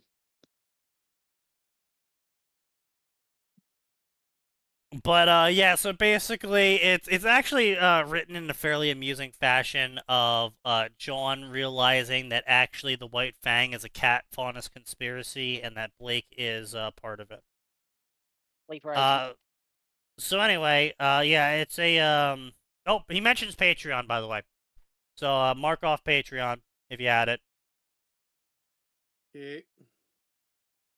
Do I have Patreon? Do I have Patreon? Patteron. I think I saw your Oh Oh my pattern God, when you Gray's had it on alive. screen. I've been alive. He's Hey, busy this has playing got much Blood. sad. You got Well, pattern no. up there in the top row. I have There is Patreon? also really What? not. Oh, I Yeah, do. top I'm right. blind. Man. I don't. Top row. I don't. I do not have Patron. John What's the right chapter now.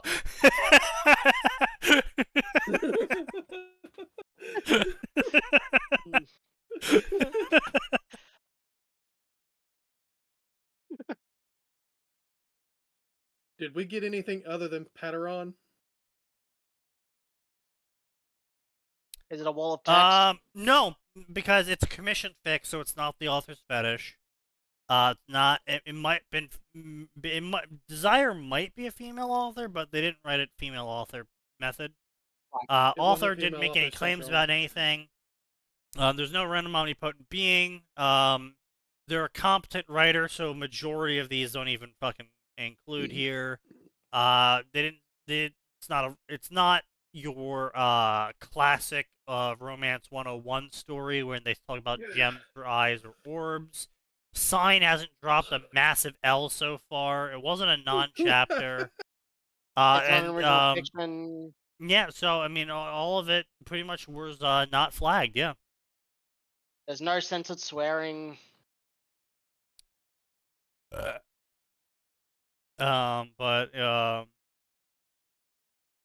damn. So maybe 32 ounces of vodka was, you know. No, it was okay. We're good. Grimling! Wait, you drank the whole thing? Yeah. What do you He's mean whole Australian. thing? I have 2 liters. Oh, okay. You were awfully specific on that measurement. I was like, wait, is that the whole Oh thing? yeah, it's because I have a cup here that's 32 ounces. By the way, if you refresh the Ruby page, you get one that summary gives us bad grammar as a new top one. Well, it's too bad we're not doing that. Yeah. I don't even have bad grammar. It's That doesn't mid-quality, exist on my like bingo. all of Irisid's stuff. Yeah, that's what I'm saying. I mean, look, it's nothing special. I got a chuckle out of the first chapter. I can see why it has 281 favorites. I I'm pretty Would I sure read the chuckle this? you got was not why they got the same chuckle. No. No. I can chuckle at the idea of the story of because John starts doing research into the White Fang, he realizes the name Belladonna comes up a bunch, and then he looks at Blake's wiki for early life and goes, "Wait a second." You just hear like fucking right behind you start playing as he reads everything about it. He's like, oh shit. Oh, It's shit. also on QQ with porn. Yeah, I'm not surprised by this one. Yeah. So at the end of the day, I'm not really surprised by this story. It's mid quality.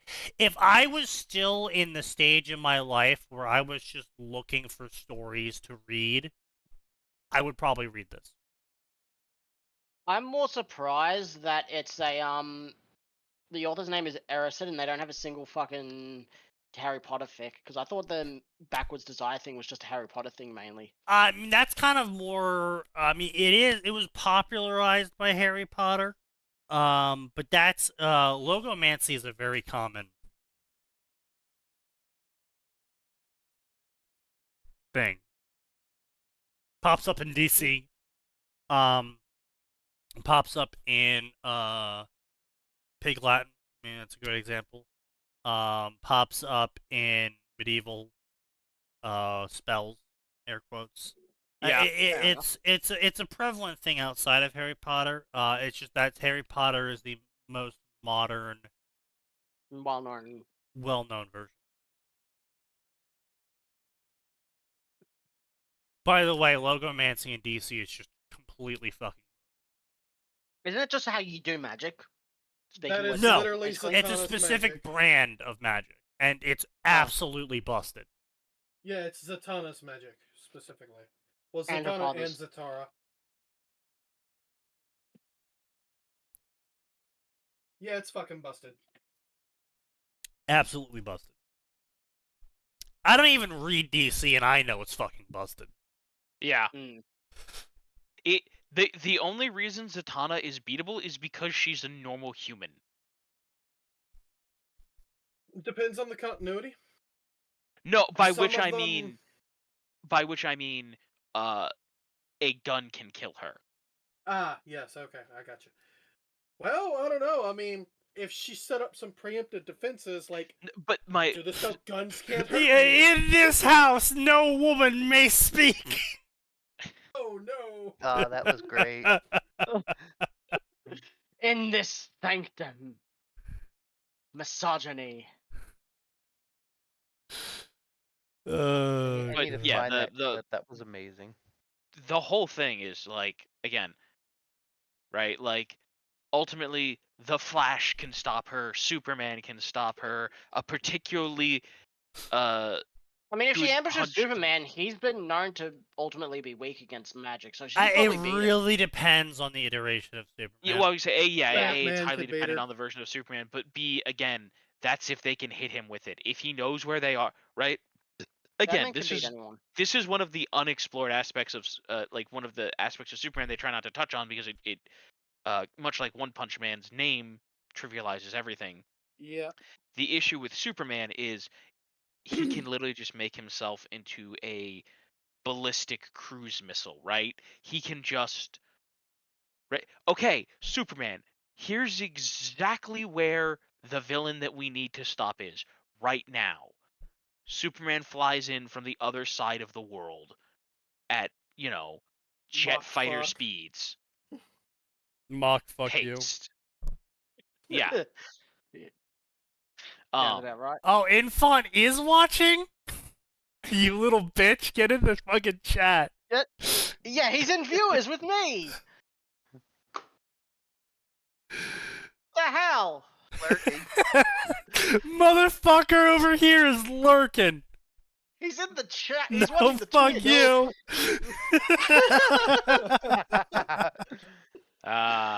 You don't have an option. You're getting in here. Where's the fucking,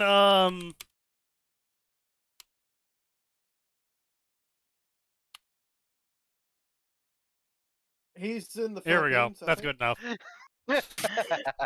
Whoa, that's a thing.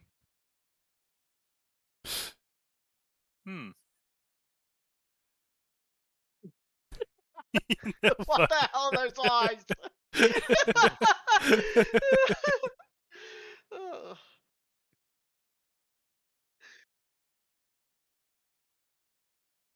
Man, what the fuck do you do to piss off an orangutan? I mean, in Being fairness, in it's an general orangutan. vicinity. Existence can, in fact, be part of the problem. Yeah, The orangs are orangutan has not decided cool. that I've you are no seen that longer one. allowed to live. They were doing shit to that orangutan. Oh, so Okay. they actively pissed it off. So they deserve it. But I do Yeah. want to point out, orangutans are, The chill. well, Oh, not always. Chiller. Hollywood depiction. They're like gorillas. Don't fuck with them, and generally they won't fuck with you unless Yes. they're having a bad day, or you stepped on the wrong branch, or you farted, or they just don't like the look of your face. Well, no, gorillas Hang on. specifically. If you Okay. don't go into their territory, don't go near their kids.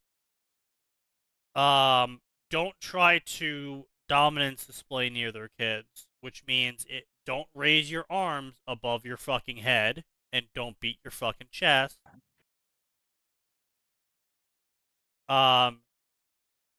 Generally,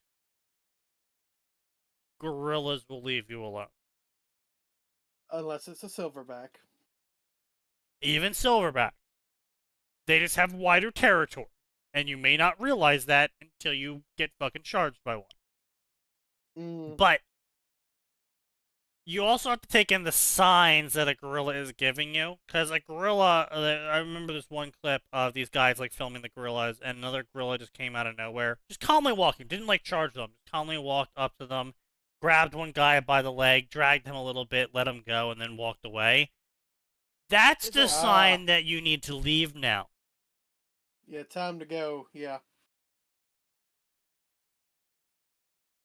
That's a gorilla sign of you're being naughty, child. Stop doing whatever you're doing. It's irritating. Because they do that to their kids. Yeah. So stop doing it. or else you're gonna have a gorilla charging you. That's not gonna be fun. But yeah, especially gorillas don't care who's doing it. Do not beat your chest at them. Like I watched a 4-year-old girl be like, and beat her chest at the gorilla, like, you know, because they see the depictions of gorilla beating their chest, so she does it to him. And the gorilla charged at her to make her back down. Yeah, that's a challenge. Because it's Don't a do challenge. it. It doesn't matter who, because again, you gotta keep in mind that if you have a social species, a challenge for pack leadership, doesn't matter when, you always need to address it, because as a social species, if you leave challenges unaddressed, that means you might not be the best fit for leading the pack. So even if the kid's doing at you, you have to show the kid that no, you're in charge. Yeah. Gotta show that fucking kid who's boss. Which, yes, jokes aside, I recognize that is actually the function of it. Like the child needs to be made aware of the social strictures. There can be consequences if you run your mouth. Yeah, so don't beat your chest at a gorilla. That's a great way to become paste. Alternately, please. Did Atin just die? Yeah, Yes. he's dead. I thought that was my internet. Okay, good. I thought it was me for a second, and I was like, oh shit, did my fucking headset die? What's going on here? Yeah. Can you hear me, guys? Yeah, we can hear you now. Yeah, a little No, bit. you went out again. He went out again. People hear me again? Yeah, we Okay, can hear you again. Okay, good. So before Discord strikes Atin down for a final time, let's go with this next story. Gremling. Celine. Help! It's coming from my soul! Celine, self-insert OC female author, lived in a sheltered life until she met an embittered young I actually huntsman. know this one. Oh, you do? What? Oh Well, no. I've been following this one because it's like a 5 out of 10, so it's not Oh, insulting God. to my senses. That's concerning. I just looked at why you might be following it. Yeah. Listen What? here, Greg. You get out of here. Risking her mother's wrath and the lives of anyone Salem saw as a threat to her daughter's safety, joined by a fire-wielding orphan, a trio of conspiracy theorists, a despairing headmaster, a bandit leader, and a silver-eyed huntress, and that is not how you use the symbol, and can they save Remnant from ages-long civil war between cursed immortals? 101 chapters, 568,000 words. So we're looking at a minimum of 5.6 thousand words average per chapter. Yeah, he does some hefty chapters sometimes. I've been following it because it's a rarity in the Ruby section. Salem's Kid goes out of author makes a third faction that knows there's something going on but doesn't know what, and now has the third faction acting on each side. Is the third faction led by the kid? No, the third faction is run by the conspiracy theorists. Oh, fantastic! But they, it's run by 4chan. They bring the kid into the fold. No, that's 100%. That I actually really like the idea of it being so obvious throughout history that there's something going on, but no one's really able to figure out what, because obviously they don't have the other half of the story to piece shit together with. Here's why they stumble onto all this. They're following the trail of Arthur Watts. And the trail that exists is because the trail doesn't exist. Because two of them remember him like, wait, this doesn't line up. That doesn't line up. Oh, that's weird. This diary I was keeping online that specifically mentioned Arthur Watts just deleted itself.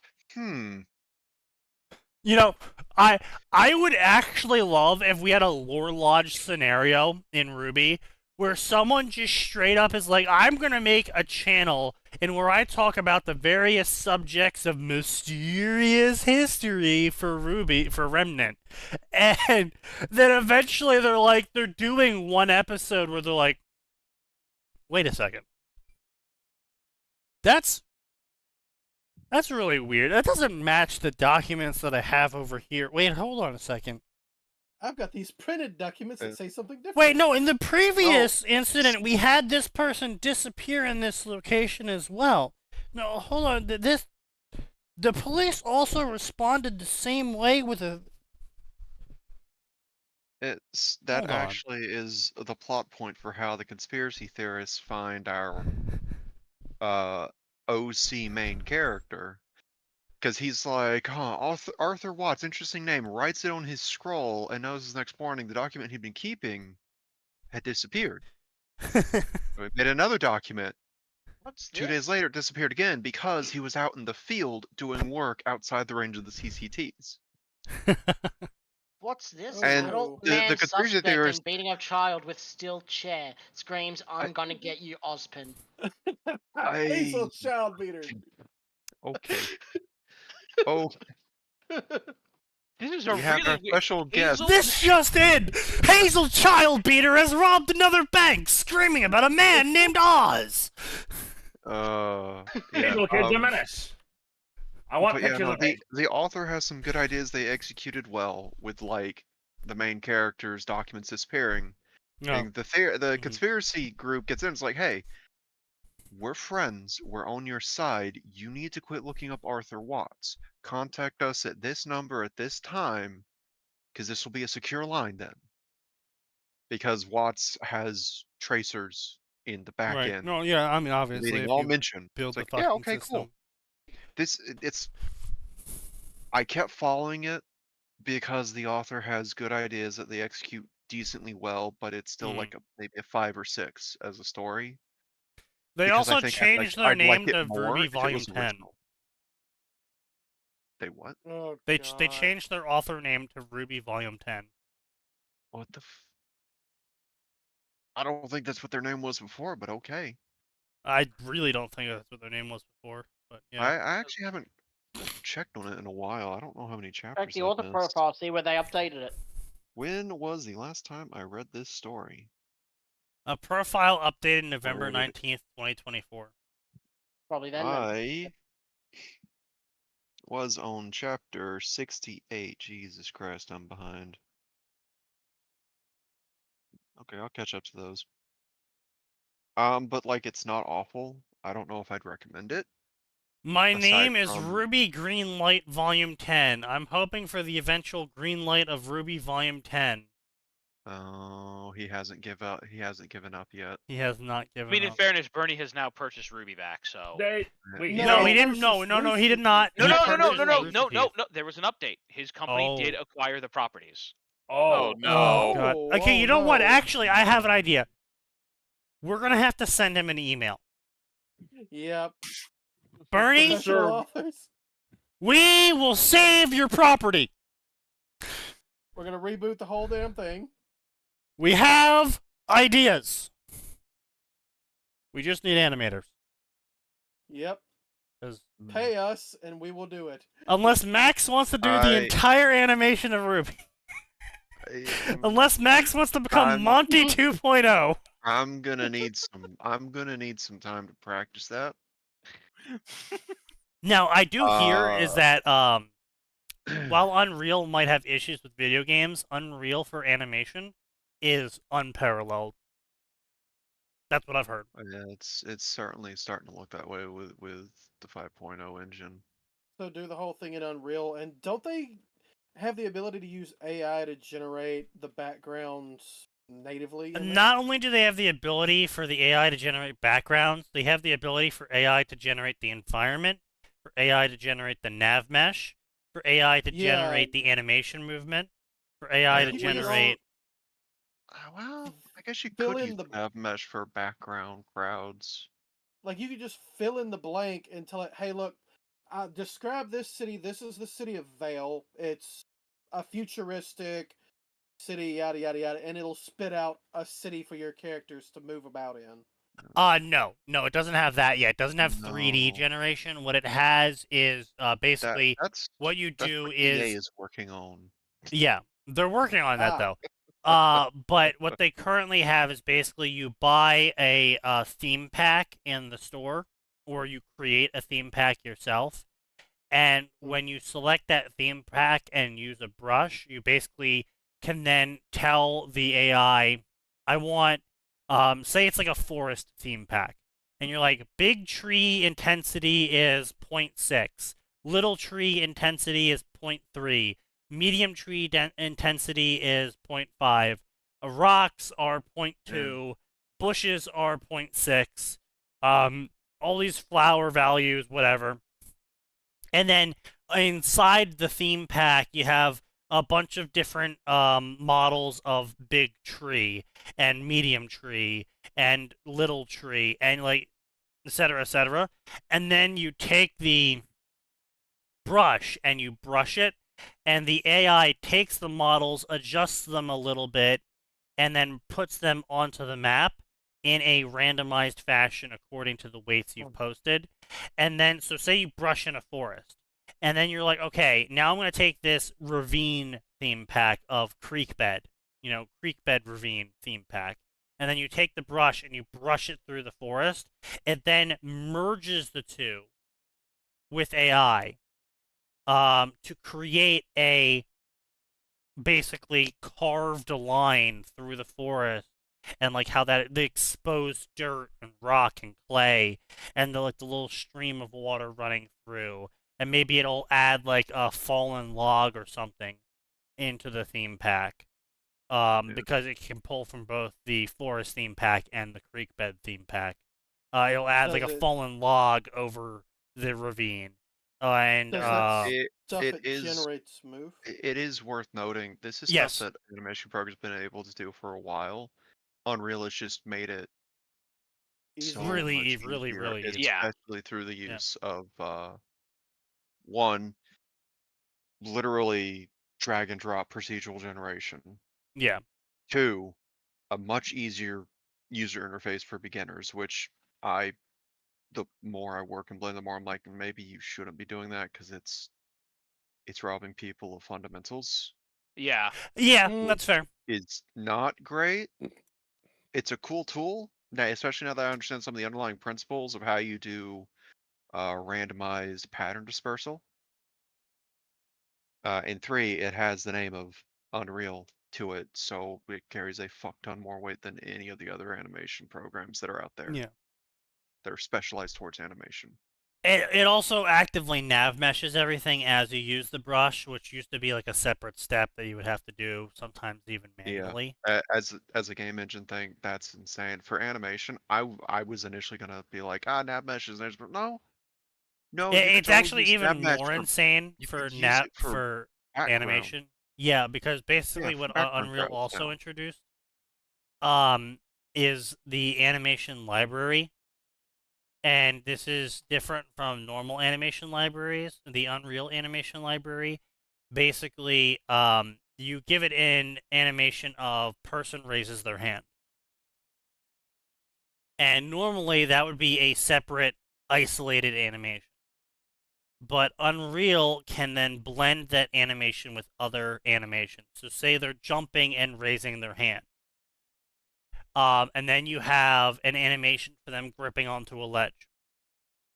And then what you can do is you can tell Unreal that this skeletal structure moves up this wall and grips this ledge and pulls himself up. And what it'll do with the animations is it'll do what Flash did back in the day, in where it will actually blend all of the animations together. So it'll play the jump animation, it will play the animation of them climbing onto the wall, which it again RNG generates. So when it generates the wall, it generates the handholds if it's supposed to have handholds in the wall. And then because you have the climbing animation, it automatically AI adjusts the climbing animation to accurately grab onto the handholds in the wall. And then it blends the climb up animation where it grips on the ledge, and then it has the animation where they pull themselves over the ledge blended into the grip up. So it's one fluid animation, but in reality it's like a bunch of different animations instead of you having to make a custom climb up, pull over animation. So cuts a lot of the middle steps. It cuts a shit ton of the middle, man. Like we're talking about days of animation out of it. Yeah. Yeah, instead of stapling animations together and smoothing those new keyframes out yourself, it should theoretically cut, I'd say, 70% of that work out. If you want a good looking product, you should probably still tweak those new animations that have been blended, just to make sure it actually flows. But 1 hour of touch up versus 6 hours of new touch ups is probably preferable. Yeah. Yeah, it's absolutely insane. As long as you stock the library with all of the animations you need, the AI, the more animations it has access to, the more the AI is capable of blending them together accurately. And then on top of that, you can give everything in the world predetermined density rates, and then you can give attacks or motions, I should say. You can label them as attacks, and then you can give those attacks a power rate, and the Unreal Engine will live animate it all for you of what it would look like for a 60 power attack to hit a 60 durability object, where like maybe just cuts the object, where 120 power attack hitting the 60 power object would have, caused like a giant fucking hole or something. Okay, that's awesome. Yeah, it's all live. Like basically, you tell it what this, like basically with the material, you give it the material values of like, oh, this is the splinter rate, this is the density, this is the durability effectively of it, and then whenever you give an animation a hitbox and you tell the hitbox this is the power of the hitbox and this is what it does, this is how much it expands if it does expand, etc., etc., it will all live render it for you. Of like, okay, I want this creature to like shoot a laser. But you know how most shows, especially Ruby, where they shoot a laser and all it does is kind of just like hit the ground and then that's it, and then they kind of quickly move on so they don't have to show the laser causing destruction. Unreal Engine is like, no, because you gave the ground this level of HP and this level of density and the laser this level of attack, we're now going to live render what it looks like if this attack hit the ground. Yeah. So it digs a furrow in the ground and melts That shit. is actually something. That was actually a limitation of the face poser software that Monty preferred. Blender and Maya have been incapable of that for a while. Oh, Its they physics were, simulations but have you been had standard for, like, to physically 18 animate it. years. No, you didn't. Oh, you Physics didn't? simulations have been standard for like industry standard for probably 18 years minimum. For consumer stuff, I know for a fact Blender starting in 3 had physics simulations for breaking walls, and people were developing add-ons as far back as Blender 2.6 and 2.8 You know what? for the At same least, stuff. at Where least like it's not source wall filmmakers. had Well, why did it look so shit then? Like, why did no one ever do it? Because I've seen a lot of Blender animations on YouTube. Like, why does no because one ever it's do it then? hard to make. Well, one, it's hard to make it look good. Two, to get the kind of shit that Unreal is able to do. We're talking millions upon millions of polygons. The more vertices you have, the more spots it has to simulate that breaking. Oh, which Unreal can do because of Nano. Yeah. Yeah. So Unreal has found a way to cheat, and it's probably going to be. And keep in mind, Unreal is still geared more towards games than it is animation. Actually, these days Unreal's geared more towards simulation than it is games.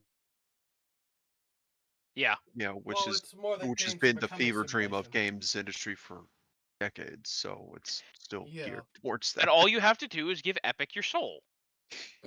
Well, actually, not even they that. You just can- have to give them 5% of the profits. Yeah, no, all that's jokes really it. aside, I know it's actually very, very generous because it's only a set amount of the profit above a certain point. Like, Yeah, if you don't make above that, it doesn't matter. And it's only 5%. And considering the fact Which that is they're insane. Unreal's of now course, if standard everybody's in using AAA the Western thought industry. being if everybody's using the engine. Well, I They're mean, it's making a not lot of just money. that; it's also that the Unreal store exists, and you know they're obviously taking their cut off of every asset purchased and traded. Yeah. Yeah. The Oh, hey, that look asset's here! You know, that I've been asset's staring more at this for screen, and use I just realized we have an Infanticus story by this author as well. Oh? imagine Emergent a hangout. behavior. Most girls are born, but Penny isn't like other girls. When Dr. Oh, no. Pietro sets out to produce a solution to Atlas's most potentially catastrophic problem, population issues, the classic issue. He thought he understood the parameters of what he was creating, but sometimes what emerges from applied technology is not what is envisioned. True. Yeah.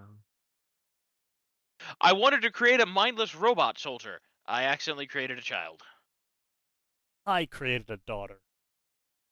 Oh no. Oh no. This is the better success. A daughter who is also a Task soldier. failed successfully. My daughter is better armed than the soldiers. Listen, my daughter doesn't go through puberty. I'm happy. You know what? But yeah.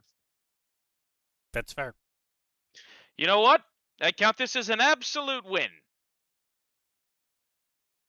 That's fair.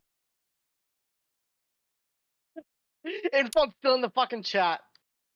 Of course he is! Of course! He can't keep himself away from this! He probably should for his health. He's like a man who simply desires more beatings. You know what? That is too classic of an MP4 for me not to save it. I will save that. Thank you. You know, I for so long I didn't save it, but now I will. What MP4? The belly blow MP4. Ah. Yes. In case anyone is curious, it is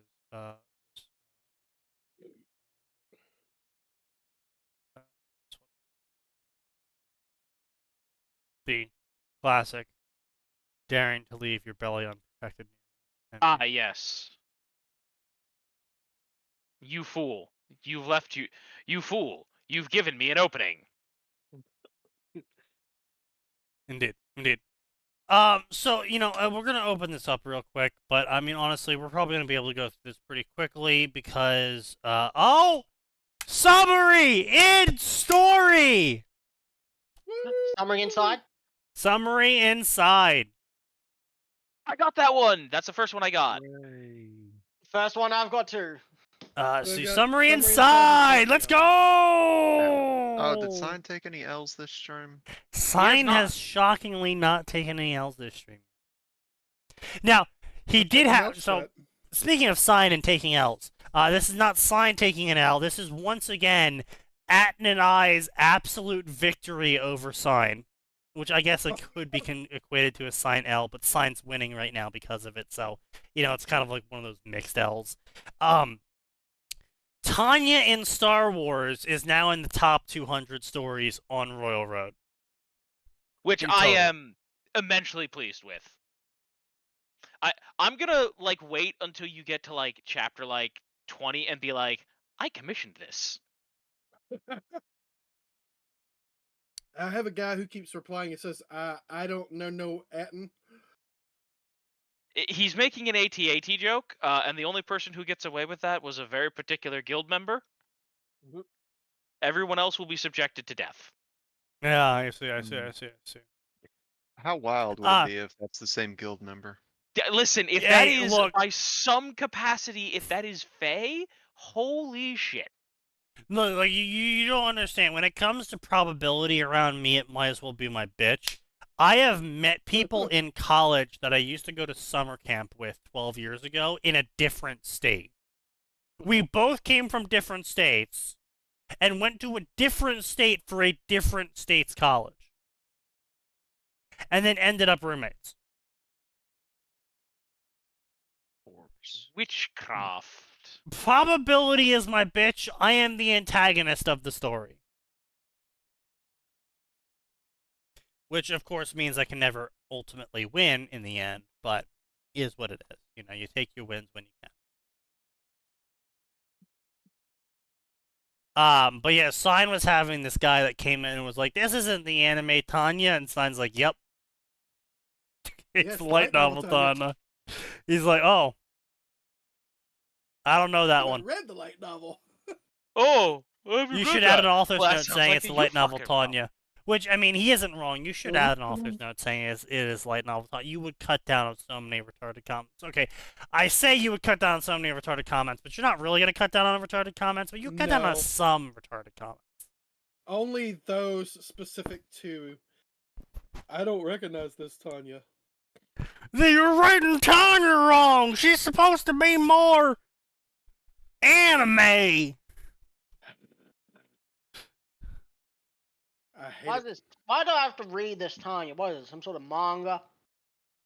Do you think this here is some sort of manga with damn pictures? You printing it backwards. It's supposed to be left to right. Ooh.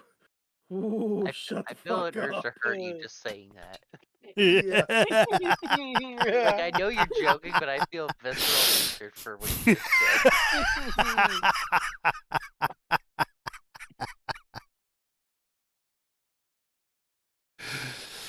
One of the The accent best just makes it fan worse. fictions.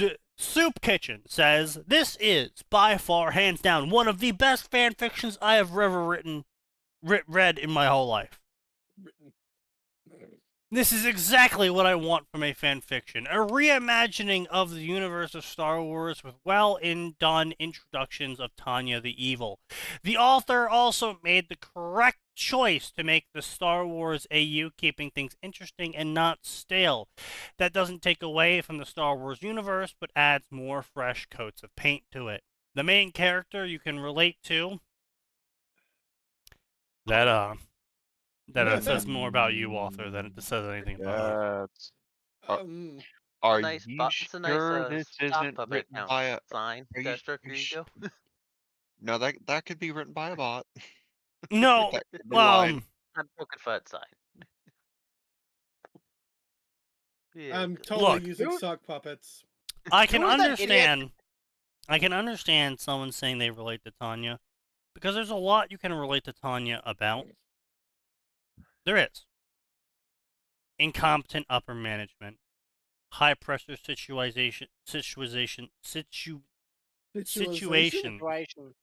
Hey, look, I just had a liter of vodka. Give me a fucking break. How think am I drunk you am? Not enough. I swear, officer, I'm not high, just drunk. What Officer, seems to be the I officer would problem? never operate a motor vehicle while high. I'm just twisted. Oh, well, then continue then. I Oh, want okay, you wait. to reassure vehicle that I would never operate an officer while drunk, just high.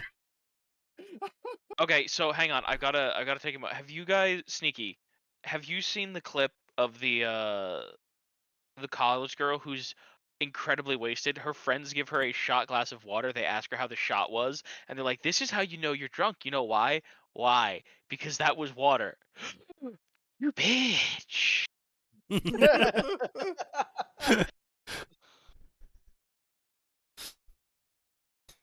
A main character you can relate to, and not the usual dumb fanfiction, apathetic, edgy, edgelord of protagonist.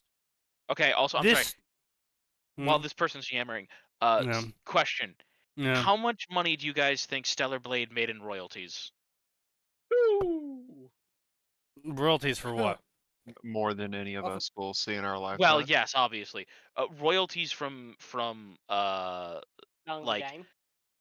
in-game transactions and licensing their characters. I'm going to guess Stellar Blade? more than a lot of the crap that's come out here recently. I'm gonna say 100 million. Okay, we have 100. I'm gonna go 60 mil. Okay, we have 60. 300 mil.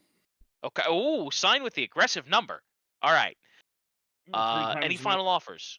There's a number from those who are aggressively horny. Yes. Have you seen Stellar Blade? Yes.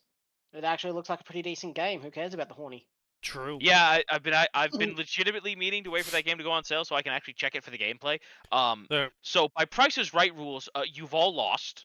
Oh, I was Jesus only Christ. 43. 43. It was only Damn, I went 43? too over. Damn. I went too over. Closest without going over. Okay. Yeah. By the way, you might as well wait for it to hit PC. Hope Oh, they yeah. don't You shove know it. that is true. It has not hit Is the it- most prolific market yet. They I confirmed saw a port post is from- coming. I saw a post Like, from apparently sweet. saying that Something like that. devs think it's gonna outsell. will. Its console. Oh, it's It going. is it gonna will. be a. it is Okay, gonna so be a here's the glorious show. thing about PC players, right? Yeah, sure, mobile's making the most money, but the reason why mobile's making the most money, I've noticed. So this is my analysis of PC Normies. players. Mhm. All of the mobile players, I would say next to all of the mobile players, are PC players. Yep. No, Yeah, normies. No. I'm talking about the Oh, you're talking about monetization. emulators. Yeah, no. I'm talking about monetization. I'm talking about Gotchas. there's graphs about how much money they're making off of mobile. I would say a vast majority, 70% at least, is going to be PC players who are playing the latest gacha game and dumping shit buckets of money onto it because they don't have any way to Okay. do that on the PC. If Yeah, that's fair. if half of these games released for the PC, the mobile market would be crushed. Yeah. Yeah, several of them do, in fact, have Well, PC releases now coming out no. because Yes, but there's a they are demand still for it. considered a mobile game by the Oh, I graph. know, I know, Well, but the like the people behind some of the more successful ones have noticed Mm-hmm. there's a trend, which is if we put a workable PC port out, they'll get the PC people version. will use it. In And not large just people will numbers. use it. A shitload of people will use it. We're Well, they did talking that with Genshin Genshin. made. We're talking Genshin made something in the billions of dollars off of their fucking property. Genshin's free to play, which means those billions of dollars came entirely from That's purchase all off of- transactions. Gotcha. They built a nuclear reactor. Yes. Like a fusion reactor. We're talking we're like, and Genshin is on PC, to be clear. Like it is. No, it's playable also on mobile, PC. and it's also on. It's on console. everything. It's literally on anything to make No, the most money. I'm aware, but you got to keep in mind is that consoles take a portion of the sales away, and a lot of console players don't do free-to-play games. Yeah. Like, the people who play Genshin on console aren't playing Genshin on the console because they're console players playing Genshin. They're playing Genshin on the console because they're Genshin players who own a console. Yes. It's fair. I was playing it on console because I didn't want to reboot my PC into Windows. Exactly. See, Yeah, that's the point. There it is. you're a Genshin player who owns a console. Yeah. And so, as far as that goes, it's still considered technically a mobile game as far as the graphs go. But I'm sure if you removed mobile games who don't have a PC port from the graph that tracks sales per demographic, the mobile demographic would atrophy instantly. It would vaporize. Well, now, don't get me wrong. Shit like that, they're just would playing be it with BlueStacks. it would be focused almost exclusively. No. between There is a Go and Art Knights. Yeah, there is a massive contingency of people that play mobile only games, like Bejeweled. This is something I found out from my family. Women, women play Bejeweled in massive numbers, and they buy solutions. What? Why would they buy a Yes. solution? Because they're stuck on a level and they want to keep playing, so they buy Exactly. a solution and then they keep going till they get stuck Yeah. again. Then they buy the solution. It's the same. Exactly. It's the same thing with Candy Crush, I believe. You can buy Yep. the solution. And to get stuck. Bejeweled, Candy Crush, that variant of gameplay, the drop down, explode, match 3 gameplay. That gameplay type has a massive female audience, and they earn a ludicrous amount of money off of it. Now, we're not talking billions like Genshin. We're talking millions of dollars. But it's still millions of dollars for a fucking match 3 game.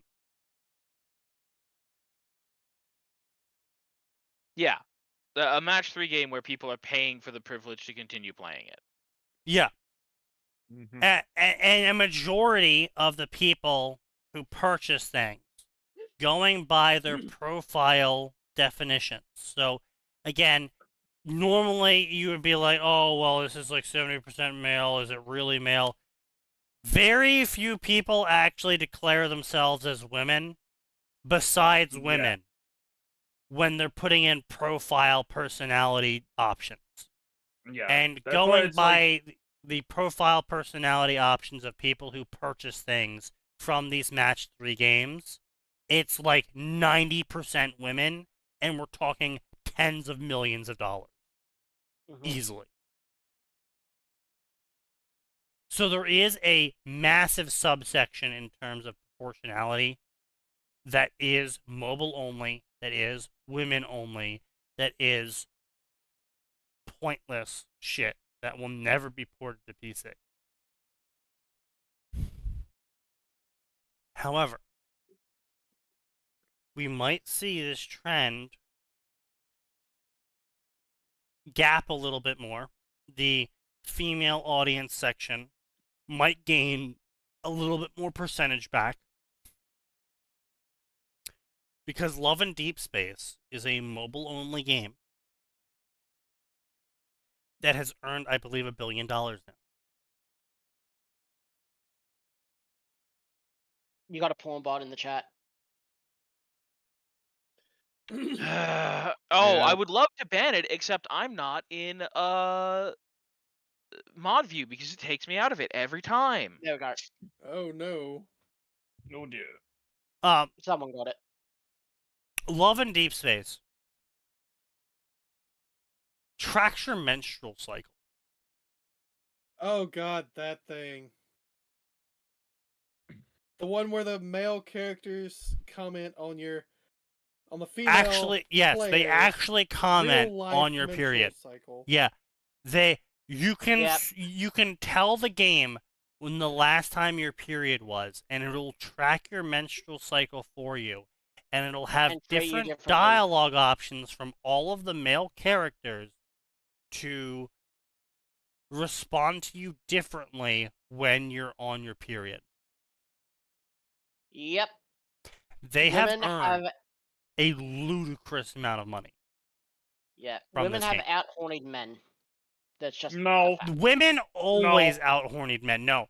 Women have always held the horny king championship crown. It's just Yeah. society does not like talking about how women only like sex. Society doesn't like talking about it. But as we've seen through books, as we've seen through their spending habits now, Mm-hmm. There's a lot of things they don't like talking about when it comes to women and sex. It's women getting have to that guy held. getting violated. It is literally biologically impossible for men to outgoon women. I gotta love how some people were saying Nike's over sexualized, and then this one female Gooner game comes out, and it just apparently blows Nike out of the water. Well, It's no, like, no. that's- See, Nike was over-sexualized because the people who were saying Nike was over-sexualized feel threatened by the idea of men having access to pictures and interactions with women who are prettier than them. I'm sorry. Yes. I'm sorry, Sign. Did you spend like $2,000 on Genshin, but then you went on story banner rather than just wait for the rate up? He wanted the characters that was permanent, that could spook him that could show up at any Look, time. I had never On a played banner gacha that had before. no I did guarantee. not know how banners work. I didn't know any of that shit. I I was mean, playing the bruh. game and Why I didn't you mean, ask son. anyone? Why didn't you Bruh. ask anyone? Oh, No, that's not no, even a case of hang why. on. No. It's not even a case of why didn't you I ask? think most of us here played Genshin Impact on its release. Yes. That Yeah. was in the game's tutorial. It explained the banners and how they Yes. work.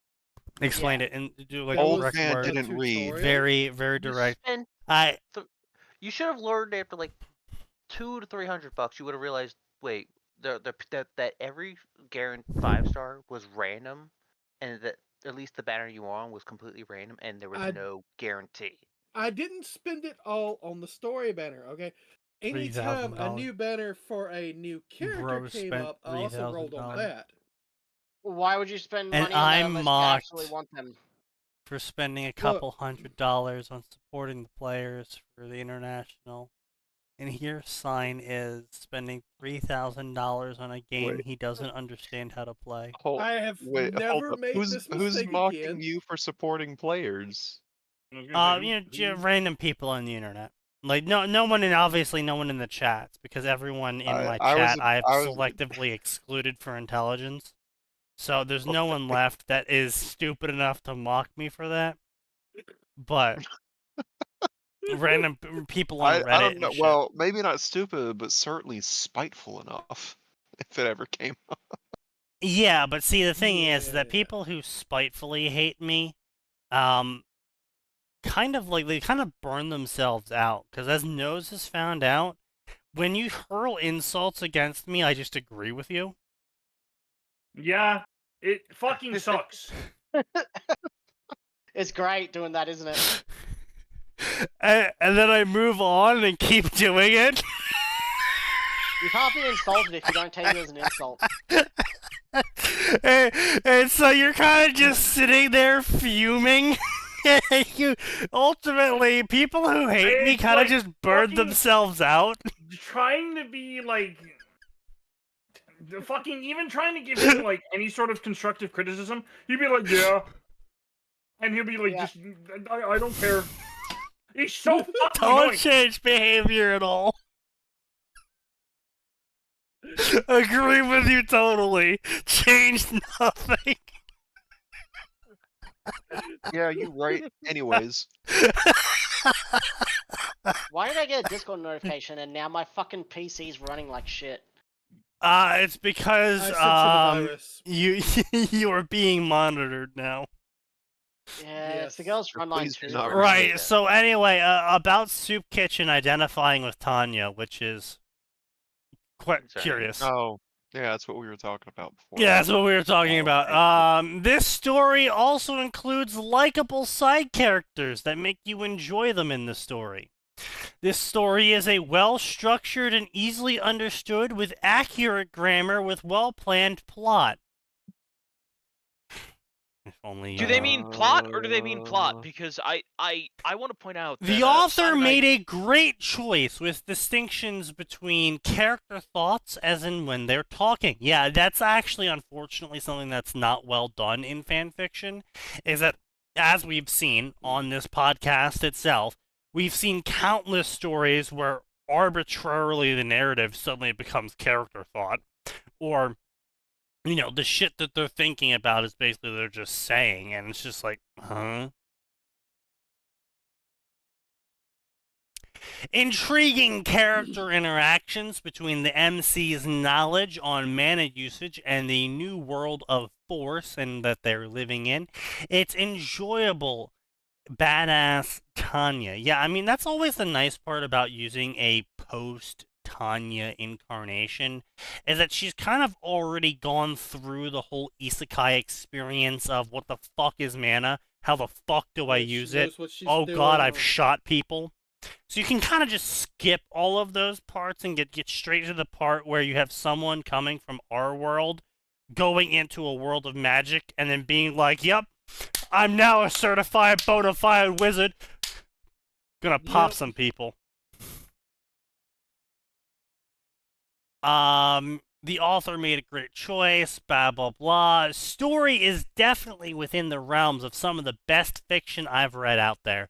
Not only is the MC logical, but they are also relatable with fluffy moments that make everything feel more memorable instead of another power trip story. That is very Tanya, yes.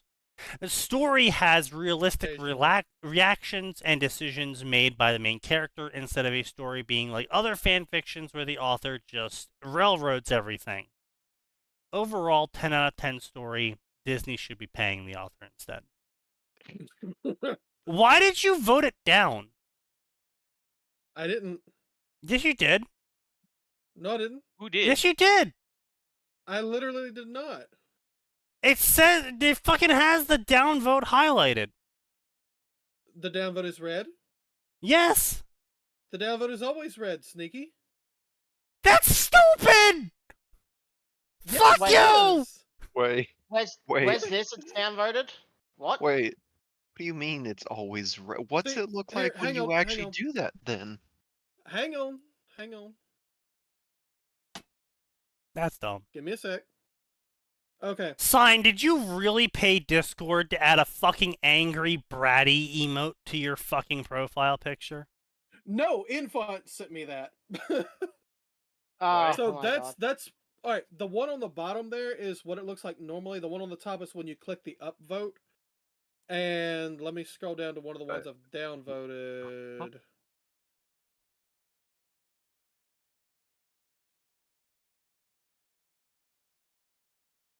Yeah, okay. This is Just downvoted this one. And I can't even tell I downvoted it. Only the fact that it's not highlighting the updo there, can you tell it's downvoted? Rank really... 211. God damn.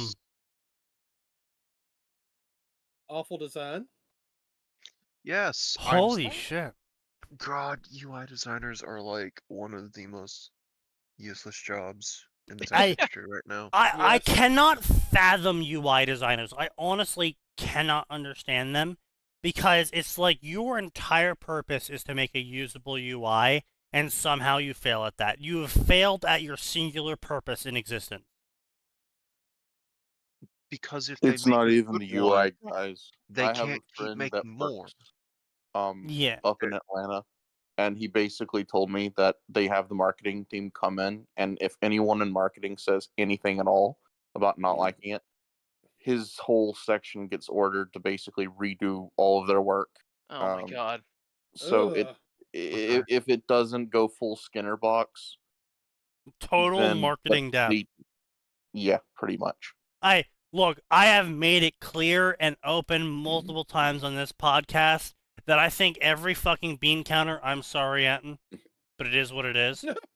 Every fucking bean counter needs to have their legs chopped off, their mouths sewn shut, and the only thing they're allowed to do in existence is count fucking beans until they die. Total Wow. bean counter death. You could have said every bean counter but Atin. Instead, you said, "I'm sorry, Atin, but you're included in this." I mean, No, listen, he doesn't segregate. Look, I'm not nepotistic here, okay? It's sacrifices I'm willing to make. I mean, it doesn't need to go that extreme. You could just say bean counters need to stay in their fucking lane. that and was keep their nose that out was of just everything directed. but the- You're everything just but the being number. an asshole. No. Maybe break a finger if they get out of their lane, you know? No, That's because fine. the That's problem acceptable. is because the problem that's is what it's it not caused me. it's not like bean counters went out of their lane intentionally. Bean counters counted beans. And then the problem is that the CEO or the COO or the CTO would come to them and be like, "Bean counter, you of mystical bean counting who can count the beans of the company, tell me what is our finances of the future, divine them from the beans." You can't blame the bean counter for answering. Actually, But you I also can. can't. You Yes, you can. No, I can. Do you know why I can, Sneaky? Why is that? Because I've told my boss in the past. If I say yes, it'll get done. If I say maybe I'll do my best. If I say no, it's not possible. They're gonna same answer. No, I can't divine the future. Fuck Why off. not? Yeah. Let me go back to counting the Well, beans. Max, unfortunately, you are not the bean counter of every company. I wish you were. Because far too many companies go to the bean counters and declare them oracles of the future, and then ask the oracles of the future what the future holds for them. Then the bean counters go, I see many beans in the future. Unfortunately, I think there's an even bigger problem, which is that there is always someone with less backbone than you that they can replace. Yes. Exactly, yeah. If you tell them no, they go, okay, you're fired, and then they hire a bean counter that tells them yes. Yep. I mean, it's the shit I deal with as IT, where when I was IT, when I still am, like, so basically, I've encountered several situations where I've just gone to my boss and I'm like, look, boss, here's the task. What they're asking for us to do is literally impossible. We cannot do it, period, at all, whatsoever. Like, this is not a question of it'll cost more money or we'll need more people for it. This is not happening, period. What do I tell them? And my boss is like, well, can we offer them partial product? Your boss isn't My particularly boss is polite, are no, they? he's not. 'Cause the actual appropriate answer is we find an alternative, not partial product. You do not offer them a partial product unless you've already looked at alternatives, and none of them are good. That's it. Partial products are bad. Like Partial right products are now, how you bleed clients out as a scummy business practice. right now we have Yes. we have so many fucking clients right now using SharePoint as an SMB. Which, Ugh. if you're not aware, SharePoint isn't an SMB. SharePoint is a intra-office website wiki, which has a file There- storage system, which everyone fucking uses as an SMB because OneDrive, because your basic Microsoft Professional OneDrive, your basic Microsoft Professional subscription comes with a 1 terabyte Office hard drive allotment.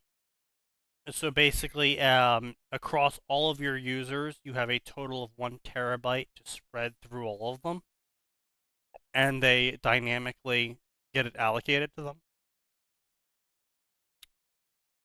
SharePoint is an extension of the already purchased minimum viable product of OneDrive.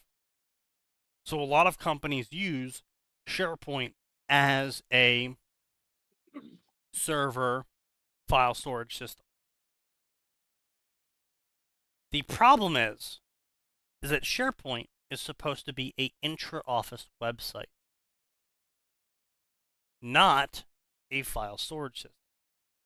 It can be used as a file storage system, but it is not supposed to replace having a server in your office that stores files for the office.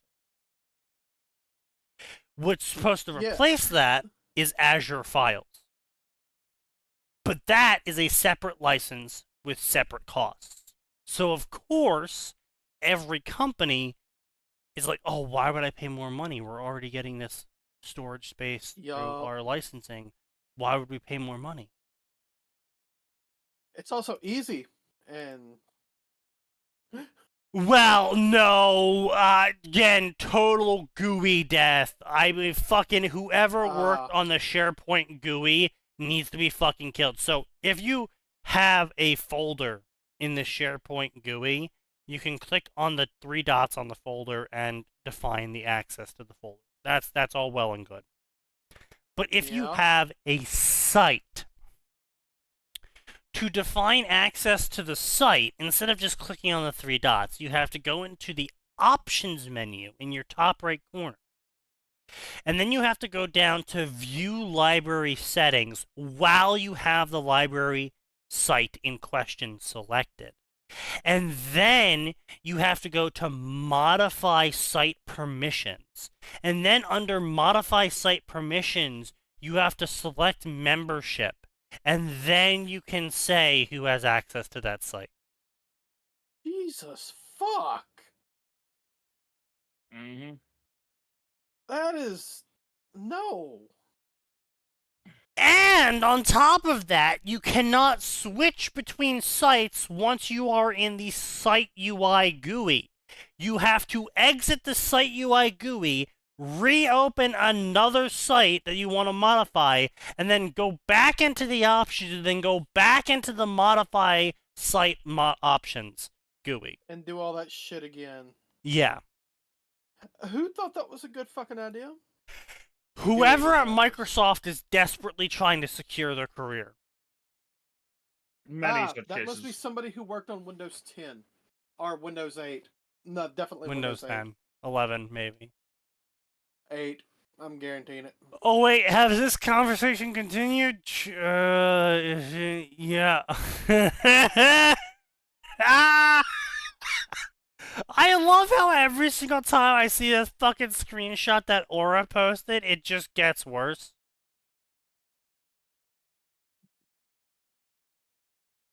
What he post where?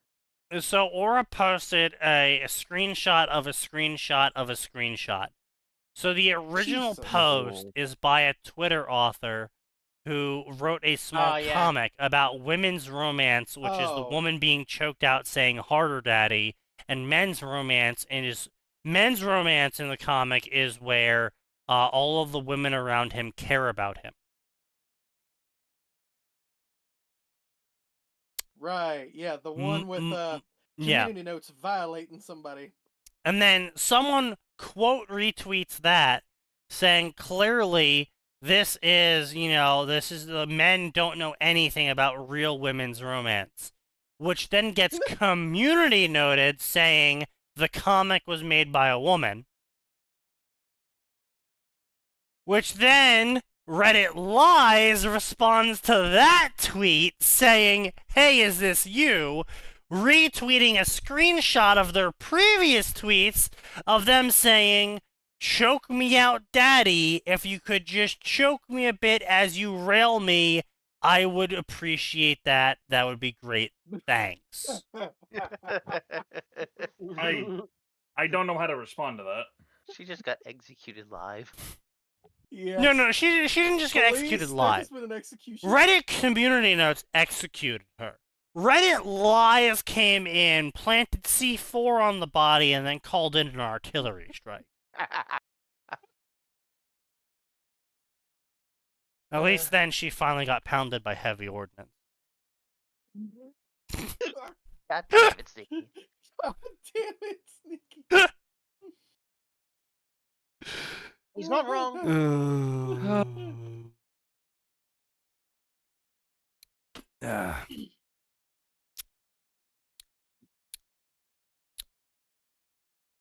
Anyway. What the fuck is this?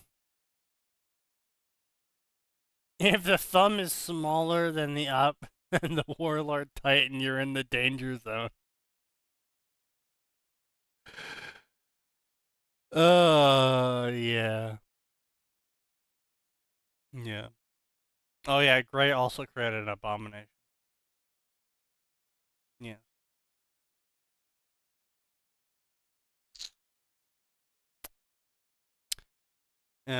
Yeah, that silencer with a fucking Picatinny rail on it is horrible. Design choice. Yeah. So Very good anyway, the design choice, summary very good design choice. inside by this author.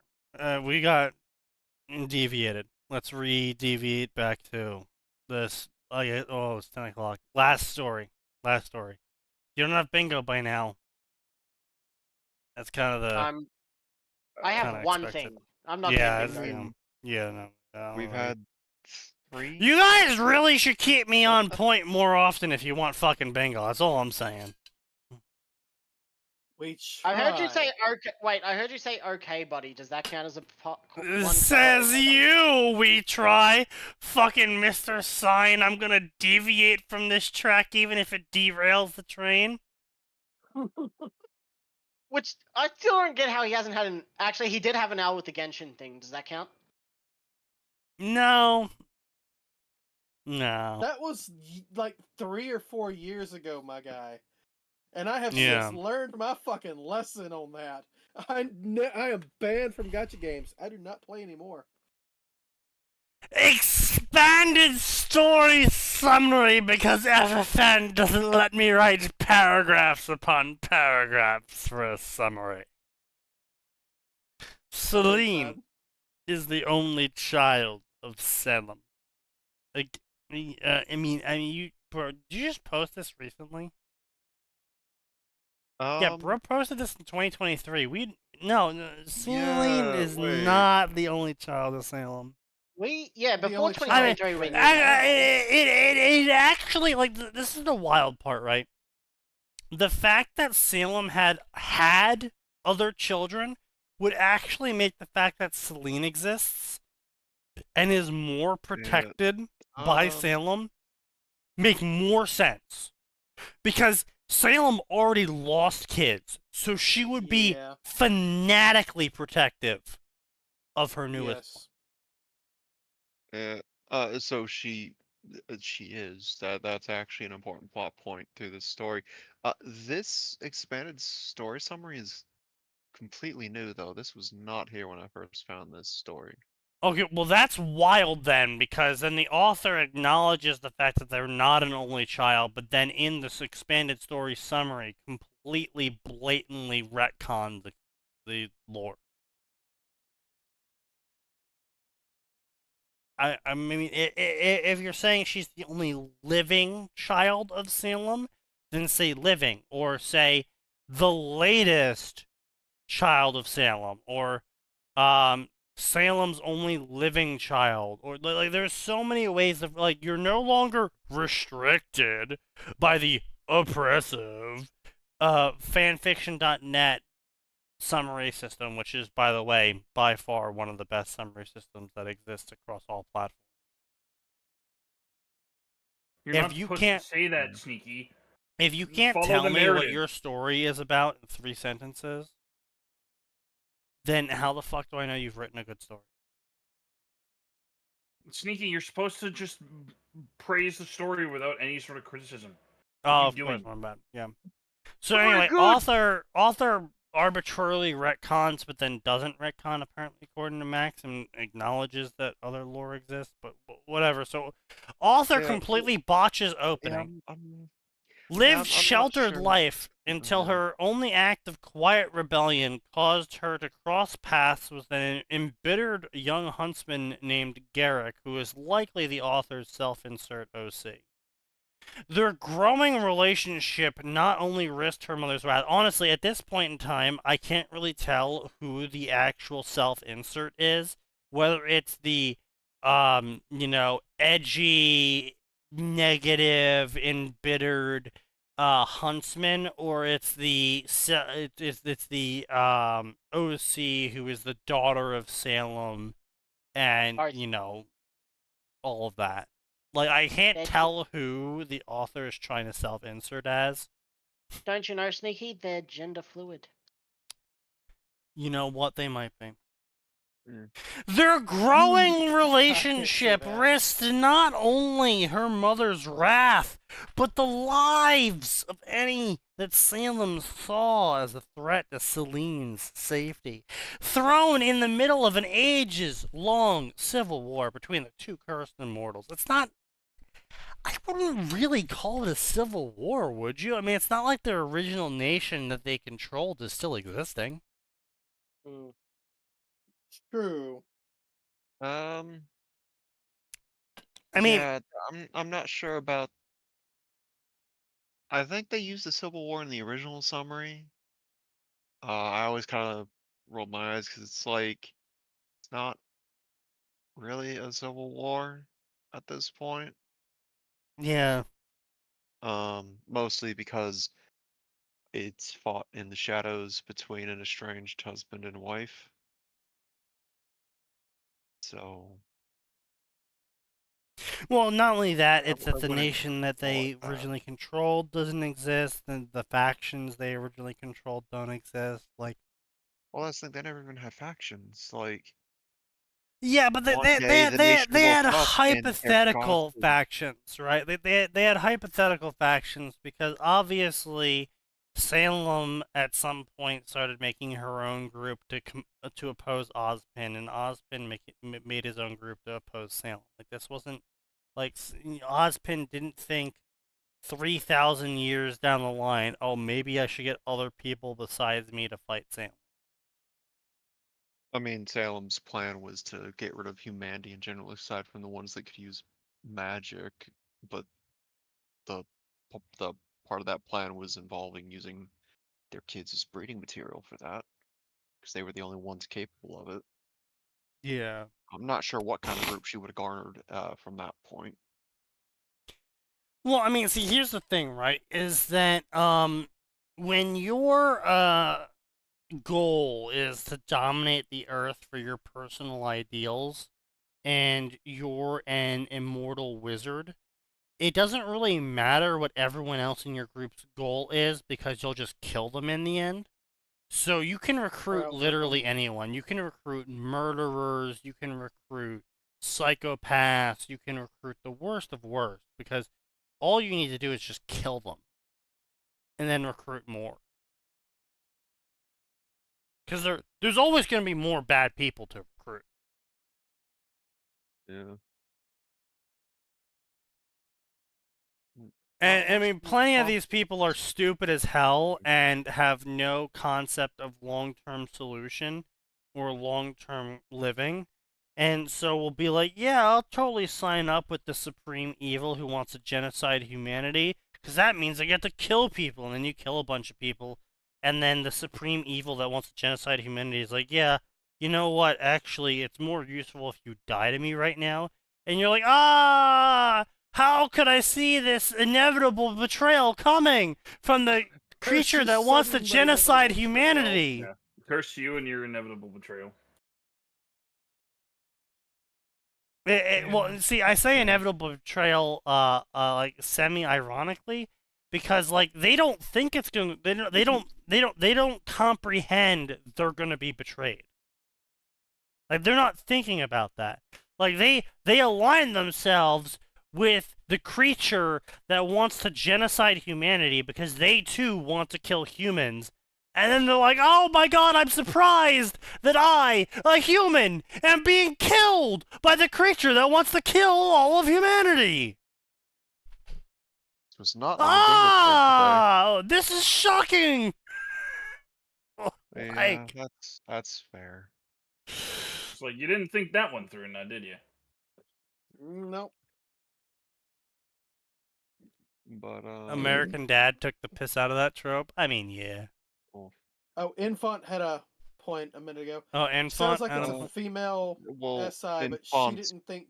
Infant's point is wrong because this is not a dark and brooding OC. So Sneaky describing Redditors. Yeah, I know. I'm describing Redditors, but it is what it is. It sounds like a female self-insert. She didn't think brooding Adam was abusive enough, so she wrote a more darker brooding OC to get her rocks off. See, you say that, but I don't think that this is what makes me think that it's actually a male self-insert, because the female character isn't abused enough by the male character. Oh, or by her mom. Yeah, but no, it's not. It's not any more dark and brooding than Adam. Adam is significantly more written in that regard. As someone who's read up to chapter 60 of the story, that's a ridiculous point to get from the summary. That has I mean, Adam is again a terrorist who is like, yes, I will align myself with the infinite death army that wants to genocide all humanoids. Yes. Oh my god, the infinite death army that wants to genocide all humanoids considers me a humanoid! Racist! Racist! Yes, that is how dare they will you stop Salem claims of racism. How dare you assume my humanity status? You recognize me as a humanoid? I identify as a faunus! Faunus are humanoids, you moron. Wait a second. Yeah, I know. That's the that point. says... Oh, I know. That would have been a great one. Like, that says more about you than it does us. But... But yeah, no, it's just straight up, it's just like, that's exactly my point, where Adam's like, yeah, I'm gonna work with the force of nature that wants to genocide humans instead of humans that want to live against the force of nature because I feel my people have been racismed against. And then the force of nature he's working with kills both his people and the humans. And he's like, I can't believe the force of nature that I can't reason with would possibly kill my people along with the humans. I mean, that's not really Adam's deal with the way RT wrote him. Oh, I know. The deal was actually, but I still get to kill Blake, right? Completely ignoring. Oh, I know that Adam is arbitrarily evil, but I'm just, ignoring that. God, all the we're selectively ignoring of that character. Like, there's so much I hate about that character. Like, That fucking meme is so true. It's like, oh yeah, Blake left Adam because he was abusive and loud, had anger issues, and their semblance gained them more power the more they were hit. And she chose a better partner who was loud, abusive, and whose semblance gained more power the more she was hit. So you're saying she has a type? She has a type. There's one more nail in that coffin we can put, Sneaky. What's that? Adam was technically half blinded in one eye from that SDC brand. Okay. Oh, so he was We didn't see any mutilated. attraction to Yang until after the robo arm came into the picture. That's Yeah, You know what? There's a thing for Damage. Blake is Literally. attracted to disabled people. That is very interesting. no, damaged people. He Kaz put it right. Damaged. Yeah. Yeah, but damage usually implies repairs, and you can't fix that. Exactly. But I see your point. He wants to. Adam was so much better in the trailer and his Volume 3 Yes. appearance. Yeah. Up until he spoke. Before he Up opened until his mouth. up until he opened his mouth in Volume 3, it was I- great. He was like, "Why'd you mean, leave him?" personally. Because he was getting too radical. Okay, cool. I can understand that. And then they didn't even talk about the abuse in the show, by the way. That was all Yeah. word of God from her voice actress. Yeah. And then Miles and Carrie backed it up in a tweet or something. Yep. Like, why would you not talk about this in the show then? Because that would have to confront the racism where one person who believes in faunus supremacy confronts another person who believes in faunus supremacy, and they disagree about how faunus should reign supreme, where one thinks the faunus should kill all of the non-faunus, and the other one thinks that they don't really know what to think yet, but they're pretty sure you shouldn't kill all the non-faunus, but then they're not entirely on board with not killing all the non-faunus yet. Also, They're that'd be not character on development. board. That's not Also, allowed. by the way, keep in mind that when I say non-faunus, I mean white, and when I say faunus, I mean black. And this isn't me projecting, this is Rooster Teeth saying it They directly outright saying it. multiple They outright times. said it. Said it. Mhm. Yes. So, you know, Yeah, on the Twitter and the official everything, And and in They've multiple said it in multiple interviews. interviews. Yeah, they're very clear about it. and personally, again, podcasts. I think Adam is a massive lost resource. Adam being this, like, giant fucking slab of muscle buff guy who has gotten only as far as he did. Because they were like, oh yeah, Adam is taking over the White Fang because of his power. So he's clearly not a planner. He's clearly not an idealist. Bro is just violence.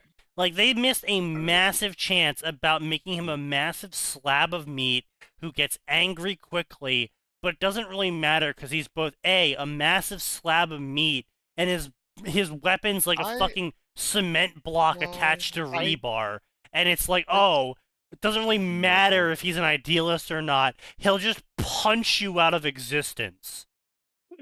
No, I like the character that you're describing. I don't think that should be Adam. It's mostly just because I think the Virgil knockoff is perfectly fine for what Monty initially brought him in No, as. you know, don't get me wrong. Miles and Carrie. I have no problem with the Virgil knockoff. I'm fully supportive of the Virgil knockoff, but if you want to go the route of, faunus traits like affect the faunus, he should have been a slab of meat because Yeah. cows are heavy. Like, cows are heavy. If you've seen the weight difference between a bull and a cow, they're like double the weight. More than that, depending on the breed. They're big. They are Anyone remember the part-time massive fucking slabs of looking at walking muscle. One And ton of muscle to a ton and a half, maybe two. They are anger issues and distilled sex. That's what bulls are. don't get in the pen with a bull, or Don't do unless that. you absolutely have to. Like, yeah, the rodeos are like, oh, look at this bull, he's rampaging around. What they don't tell you about bulls is they'll do that shit without being prodded. Yeah. Yeah, so we used to have cows back behind Yeah. my grandparents' house, both of them, right? Me and my cousins went fishing one time to the pond back behind the house. We were coming back, and all of a sudden he starts running. Like, wait, why are we running? Bull, the bull. Here comes the bull. Come on, we gotta go. Look back, and this thing the size of a truck is charging us. So, for nothing. We didn't Yeah. do anything to him. We didn't antagonize him. We were And just that's the there. thing about bulls, is that they will, like, you can do the same exact action day in and day out with absolutely no variables changing, and the bull will just be like, one day he'll just be like, actually, I'm angry about that now, and just fucking run at you. Like, no, like, oh, we intruded on his territory. It's like, nope, we do this exact same thing every single day. No, like, oh, we didn't feed him. Nope, he's getting fed at the exact same time every day. Everything can be the exact same, and the bull will just be like, actually, today I'm angry. He just had a bull moment. Cows, by the way, not a huge fan of bulls. Cows are fine. Well, no, They do not what like I'm saying is the cows generally aren't fan of bulls because the bull will just come up to them and be like, actually, you're having sex now. And we'll just start having sex Yeah. with them. You generally keep them separated if at all possible, but Yep. it's Yeah. not always possible. And it's not because, oh, we want to keep the cow population down or we want to manage the population. It's because the bull will just come up, rape the cow, maybe gore it, maybe stomp on it with its hoofs, and just walk Yeah. away. And it's like, He may bruh. injure them. Like they will just kill other cows for no reason. Yeah, it's Don't just put like, two bruh. bulls in the same pen. Yeah, bulls are a fucking menace to deal with. It's crazy. But yeah, it's just like, Adam, if you're really gonna make him a bull faunus, it should be the fucking Chinese version of Adam, where Adam was like depicted as this fucking like just 8 foot massive tall. dude. Yeah, 8 feet they've got him as tall, 8.5. massive fucking dude, and he's just like violence. No, he doesn't have a solution to racism. His solution is violence. Is violence. And here's the thing: you can totally make that work. Sure, he's not planning for the White Fang. He's not leading them to a glorious future. But boy, he's helping them kill people. Yeah, he's an out. And honestly, you can talk about so many societal issues with it. The reason why this dude gains strength is not because of fancy words or promises or his plan for the future. The reason why this dude gains so many followers is because he is an outlet for violence, for the rage that people have been feeling inside, and he's like giving them a way to express it. And that's why he's so popular, and that's why he's so dangerous, is because he is just such a massive dude that confronting him is dangerous, and his message that he's sending of Lamau, bro, just kill people, is also incredibly dangerous. Oh, you're being oppressed? Kill them. You don't like kill what they're them. doing? Kill them. Kill them. In the Moth reimagining, in the story that Moth paid me to think about, I had Adam rename the White Fang to the Red Fang because there's blood on the fangs now because they're killing people.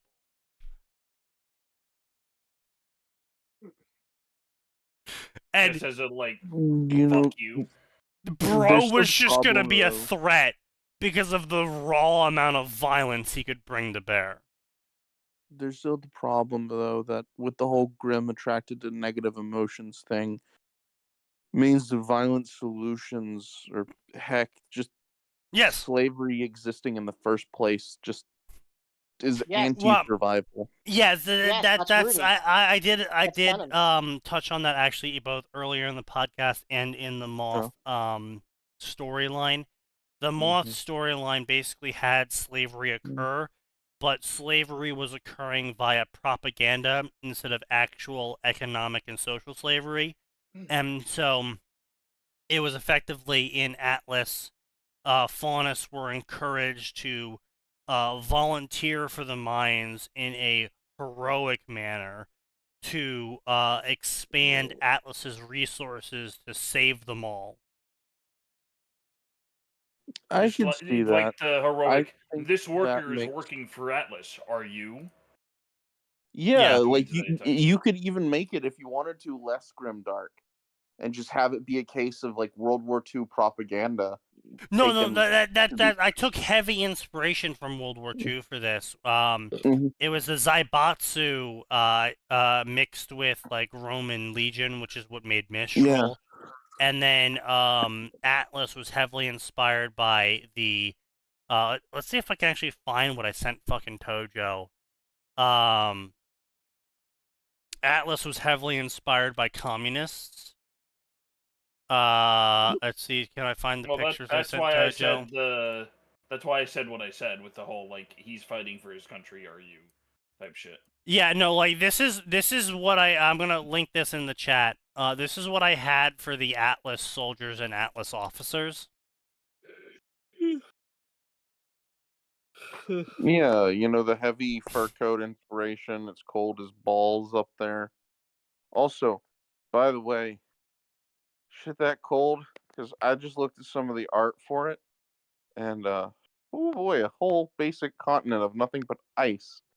Yeah, that's what I was saying That's is that Atlas to exist would have to be some sort of extreme levels of communism. Yeah, it would be Frostpunk. That's Yeah. I mean that's literally what I took. That's massive inspiration from Frostpunk. Yeah. But that's what I took Yeah. inspiration for to make Atlas in this Moth reimagining, because they canonically just basically fucking occupied the Antarctic.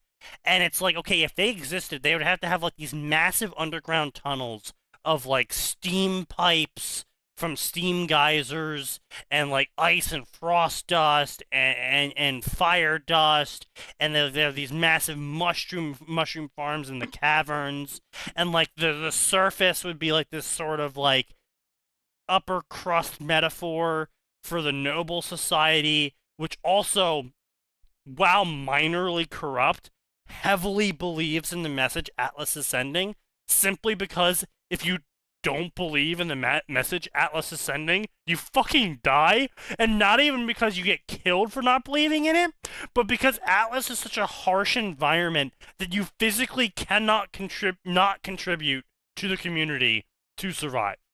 Yeah. Like, you have to, or you die. Yeah, because it's a lot like living in space. Everything is on a closed system. Everything has to be rationed. Everything has to be measured.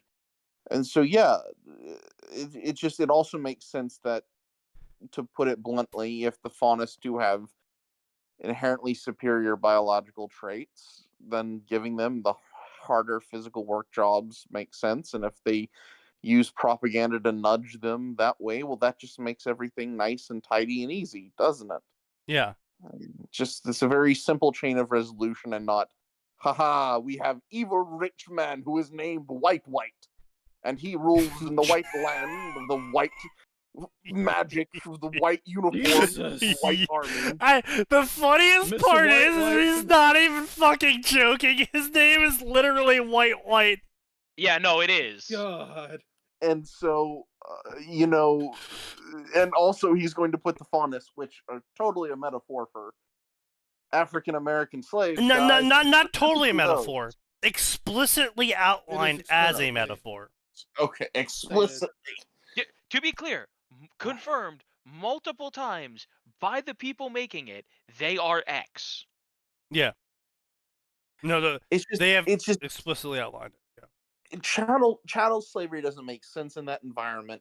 It doesn't make sense in that Right, situation. and It doesn't make sense in the that's why I setting. went with the heavy propaganda angle. Oh, yeah, And I said earlier as well, is that basically my idea for Atlas is this heavy frostpunky communist angle, but you could explore elements of communism in it, in where like the middle managers are corrupt, and some of them are maybe like shorting the faunists being sent to the mines, the equipment, citing that the faunists don't need the equipment because they're physically superior, so that equipment can be allocated elsewhere. And, you know, like, there is, and Weiss was supposed to be this exploration of the upper crust of communism and how she lived such a comparably cushy life compared to the rest, but at the same time, her cushy life was effectively the same level as a homeless person in Vale. Sure. Yeah. Which Vale she could even was supposed to be an allegory to the heavy mafia capitalistic extremism that can occur because of the being a breadbasket of society, being in a geologically advantageous location, you know, like I wasn't just like picking on communism with the Moth reimagining. I was picking on everyone. I mean, honestly, I see Frostpunk in general is that simply being more of a generic command economy, and I get what you're trying to say.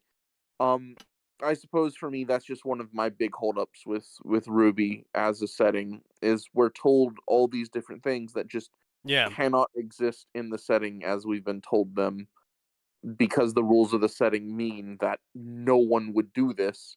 Because the only people who would it's like Vacuo having a central city with no lore behind it. It makes no fucking sense. They are in the middle of a desert. It's not even like, oh, they're in the green belt of the desert. No, there is no food coming into the desert, except somehow they have water and food coming into this centralized city they've created. It makes no fucking sense at all. It's why in the Moth reimagining of the story, I had the 13 tribes of the desert who decided to create a central location they all contribute to create some sort of representative government of the 13 tribes to represent them towards the rest of the world, so they wouldn't be taken advantage of. Yeah, and if nothing else, it reduces the likelihood of them getting dragged down into constant infighting and skirmishes and raids. Which is completely unfeasible to do in a fucking inhospitable desert. Well, don't know if this is going to sound too spicy or not, but a lot of tribes have in real life. You can look in particular at the interior of the Arabian Peninsula. Oh no, I know exactly what happened. No, and that's why I had them basically mimic that history, where they eventually did culminate in a centralized government under the nominal control of the 13 tribes, but actually controlled by a central force. Okay. No, I got you, man. I'm just... No, I know. Someone was paying me to put thought into it, so I did. You know. That's a good reason to get into it. Yeah. No. And it did highlight a lot of issues I had with Ruby. It did highlight a lot of, like, really just incongruous storytelling that occurred in Ruby, where we constantly get told X, Y, Z is racism or sexism or bad isms, blah, blah, blah, and then we're just not shown that at all. Because, and it's like, the reason why we're not shown that is because it would be bad to show it, but we have to imply it to justify the reactionary opinions to it, which are politically okay to show, but we can't show what caused them because that would be supporting it. Because this is actually something I've seen before, is someone was called a Nazi supporter for bringing up what the Nazis did. Yeah, like, I mean, that's negative, like not even positively, like negatively, for negatively bringing up what the Nazis did. They were called a Nazi supporter for mentioning the Nazis. Yeah. I'm sorry, what? Yeah. That's happened to me before, and I assume every worm author. If you actually like Yeah. I remember you got mention, infected because of talking about eugenics, even though it was negative or something. oh yeah, You told it. yeah, we I know, I was remember part of that. that. I oh god, it was the saga of Tanya the Evil and Lovecraft mythos, really popular author. Yep. Yep. Yep. Yep. I know what you're talking about. Yep. And then I had a mod try to ban me for just mentioning that, like, I think a cult of Less the crafters. black goat of the woods would like use eugenics to breed more dangerous children, and I was slapped with a ban for that. When I appealed it, I was like, hey, what the heck is that? This is dumb. Wasn't And it then also I that was you kind of just went in depth about the whole, I'm gonna say air quotes, lore of eugenics and shit? yeah, and like there's like a crap ton of countries today that still practice what we would consider full-blown eugenics.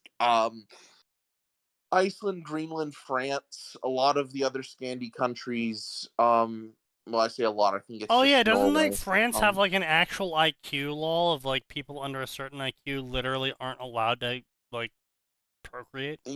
I think one of the What? justifications for a late-term abortion in France is severe autism in the fetus, or high likelihood of severe autism in the fetus. Yeah. So like yeah, selective breeding and eugenics is not a controversial topic. It's still something that like pretty much everyone everywhere. Yeah, you just can't throughout call all of it history. eugenics, otherwise people get mad. Yeah, that's Nazi word. Like if you show or depict or mention anything good or bad about characters, and you do not specifically say bad thing bad, even if they are doing a bad thing. I've even seen people who say bad thing bad getting tarred by saying, "Oh, well, you brought up that bad thing is bad, so therefore you're supporting it." Yeah. What? Because why would Yep. you? No, because their thought process is, why would you even bring up the bad thing? Bringing up the bad thing makes people think about it. You brought up the bad thing. You are bad. Like that. That's the. That's Yeah, the thought literally bringing up bad thing means you are propagating that bad thing occurred, which means you support bad thing because you're reminding people that bad thing occurred. That thing exists. That Yeah. hurts my brain. By It should. basically these sorts of people who complain about that sort of shit are the sorts of people that are against even acknowledging that bad things happen. Everything must be double plus good, comrades. Yeah, at all exactly. times. No, I'm gonna go lie down. All right, you have a good one. You take care of. Alvor has taken too much mental damage. Also, keep editing for not nose hair. Noodle hair. Hello? Keep editing. You're doing a good job. He's already gone. Alvor left. Left well, before you even started. Well, Noodle, yeah. Fuck you, nose. What the fuck did I do? Fuck you, I've had to deal with the worst fucking Dota games. Good. Perish. You still hear me? But they determine their own survival, but to bring to an end to an ally. So yeah, Infant was saying, "Hey, fucking read the story, dipshit." So okay, I'll read the story. And I told him then just come to this fucking stream and remind everyone. Blah blah blah, describing the characters involved. Conspiracy theorist, brave huntress, blah blah blah. Author's note: this is a slow burn build fanfic that starts off as heavily original character centric, but they won't be overpowered. As the story progresses, you will find a growing number of canon characters pulled into the plot of the story, with some dramatic canon divergent results. I was inspired to write this epic tale, but oh, fucking goddamn it. He called his own story an epic tale. Yes. I was he did. inspired to write this epic tale by Core Oleron's excellent, amazing stories with many Yep. side characters like Team November and Pyrrha's parents. Where other authors' OCs first appear, I will make sure to remind you all that Core Oleron is the one who inspired me to write them.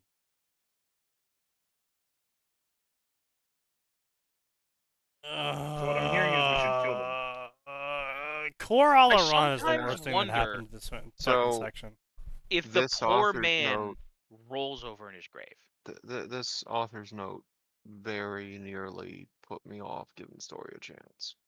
I don't blame you at all. If Yeah. I saw this author's note in the wild, I wouldn't read this story either. Nope. I'm sorry, but like if anyone ever cites another fan fiction author as an inspiration to their story, it's like an instant, down ranking to me. Like, I'm sorry, you went from B grade to C grade. You went from C grade to D grade.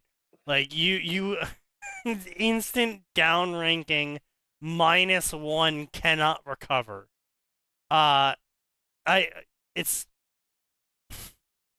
It's one thing to be inspired by an author, but it's another thing to be like, hey, I'm going to personally call out this author as the reason why I wrote this story.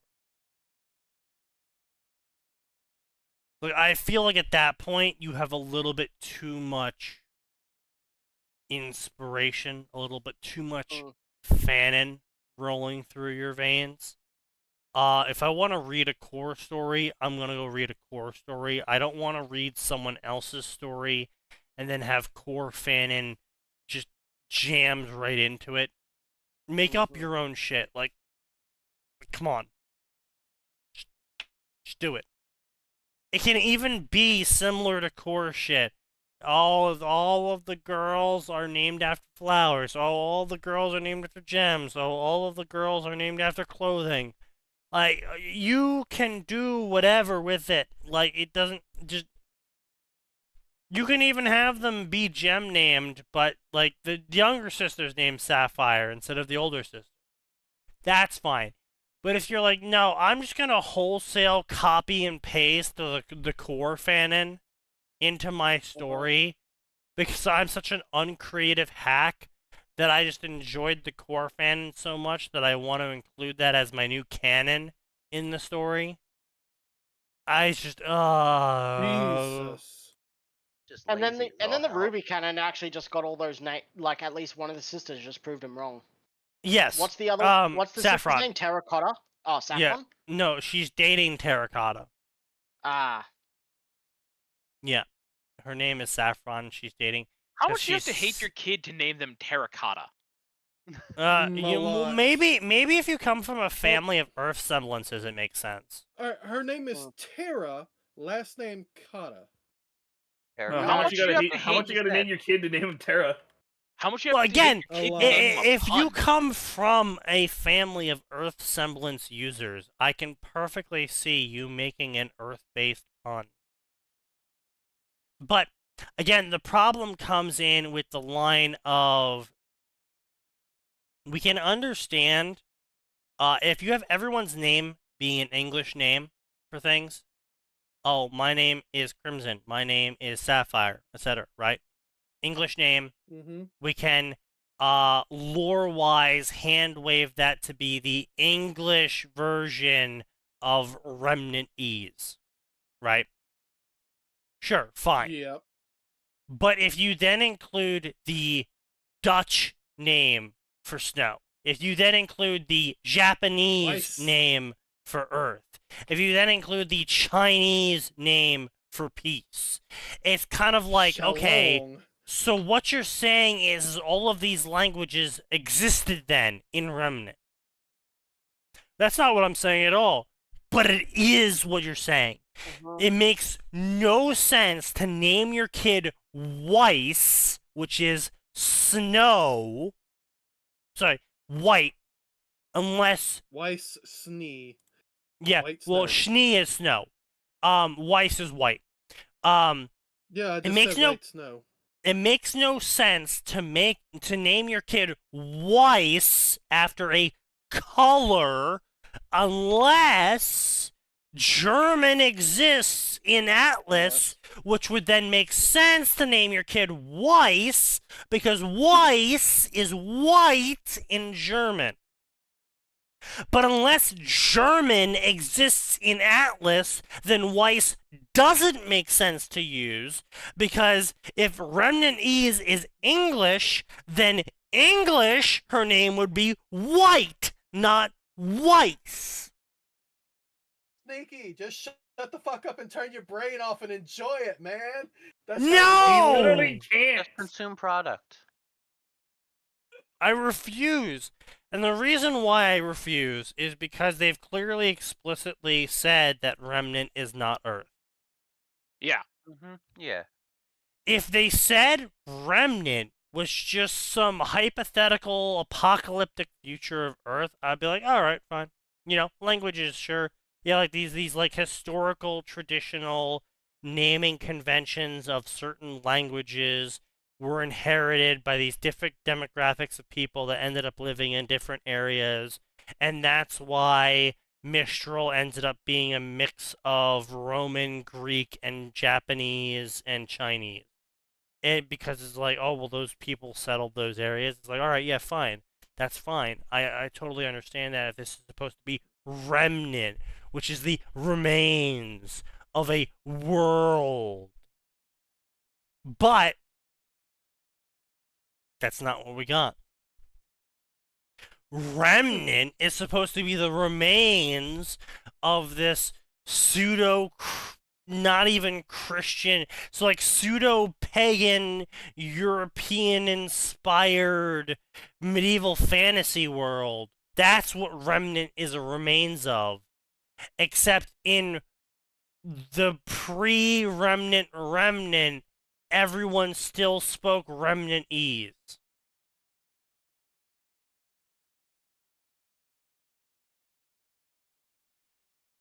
Which is why I have the problem here, because in the post-apocalyptic, it said that every human died off, except apparently not every human died off, and apparently a bunch of fucking humans propagated. Doesn't make fucking any sort of sense and at all. apparently, somehow, all of these different fucking languages perfectly replicated thousands of years later into modern languages that we can understand the meanings of. And this is why I have this, like, hatred for these stories that are, like, post-apocalyptic 10,000 years later stories. Because it's just like, I'm fine with you making up words. What I'm not fine with you doing is saying that somehow over the 5,000 years since all of humanity was wiped out, German remained entirely unchanged and perfectly remembered and replicated generation after generation with absolutely no deviations or errors. Despite being a second language to everyone there because everyone spoke Remnantese. Well, you do only have so much of an allowance when it comes to a language. Right, and that's what I'm saying, though, right? If you want to be like, all right, so this is my medieval fantasy story. These people are the Germanians. They're Germanians, and they speak not German, and these people are the Italianosians, and they speak Italinosia. Well, okay, it's like, okay, fine. So, The Hobbit was literally written as an Elven language primer, right? Yes. But it doesn't get to the point where it's too much. Mm-hmm. He stays within the allowance of how much you try to force a reader to learn. Just to be able to read the book. It's also because Tolkien prefaces The Hobbit with, this is my English translation Yeah, of the story written in Hobbitese, told by elves. Yeah, he does a whole thing where Yes. he's just like, this is technically not even like a So real he story. he prefaces the story with, this is a translation of a language that is no longer spoken. Yeah. Yes. So that's why he gets away with calling people things like Sam Brandybuck, where the fuck his name is, right? Samwise Gamgee. Sam Wise His name was actually Gamgee, right? something else. Brandybuck, I forget yeah. what. His name's completely different, but the English translation is Came out to Samwise Gamgee. Samwise. Yeah.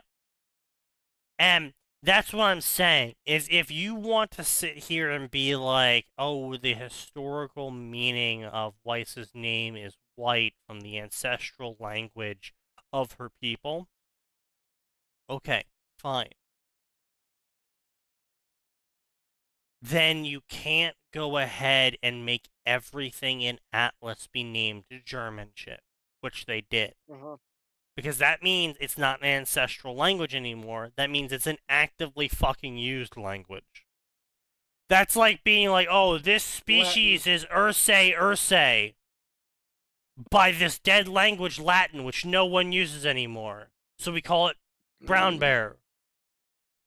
And it's like, okay, well, actually, it's not used anymore. You use it as scientific language now. So it's not that the language isn't used anymore, it's used specifically for scientific notation. So you can't say that this is a dead language, it's just been a repurposed language. This is how the language is used now. The fact that everything in Atlas is fucking German, or mix of German, French, and American, because yuck is. Well, it's just it's very frustrating, because that clearly means, because this is the other important thing, right? In lore, everyone names their kid after a color because they had what was called the Color War. And so specifically, you wouldn't name your kid not after a color unless you calling your kid Weiss meant to everyone that heard it, they would know her name means white in the common spoken language.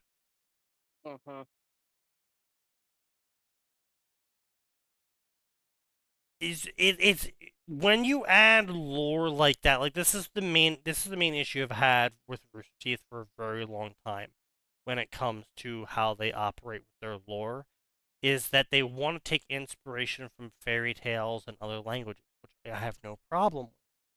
But they also want to retroactively make it so that those languages never existed in the world. And if you do that, then how the fuck does John's sword Coraca mean yellow death if fucking French never existed? Because fuck you, stop thinking about it, that's why. No, I am a fucking history again, nerd. I'm fine with French never existing. What I'm not fine with is the lore explicitly stating that France and the French language never even happened in the first place. If you want to say that the sword is inspired by a traditional language of our ancestors that's no longer spoken, I would shrug my shoulders and say, fine, fuck it. But if you're then going to make the lore being that French and France never even happened in the first place, then you're gonna have to really shove your hand up the asshole of fucking ideas as hard as possible to explain to me then how your sword in French means fucking a language that doesn't exist.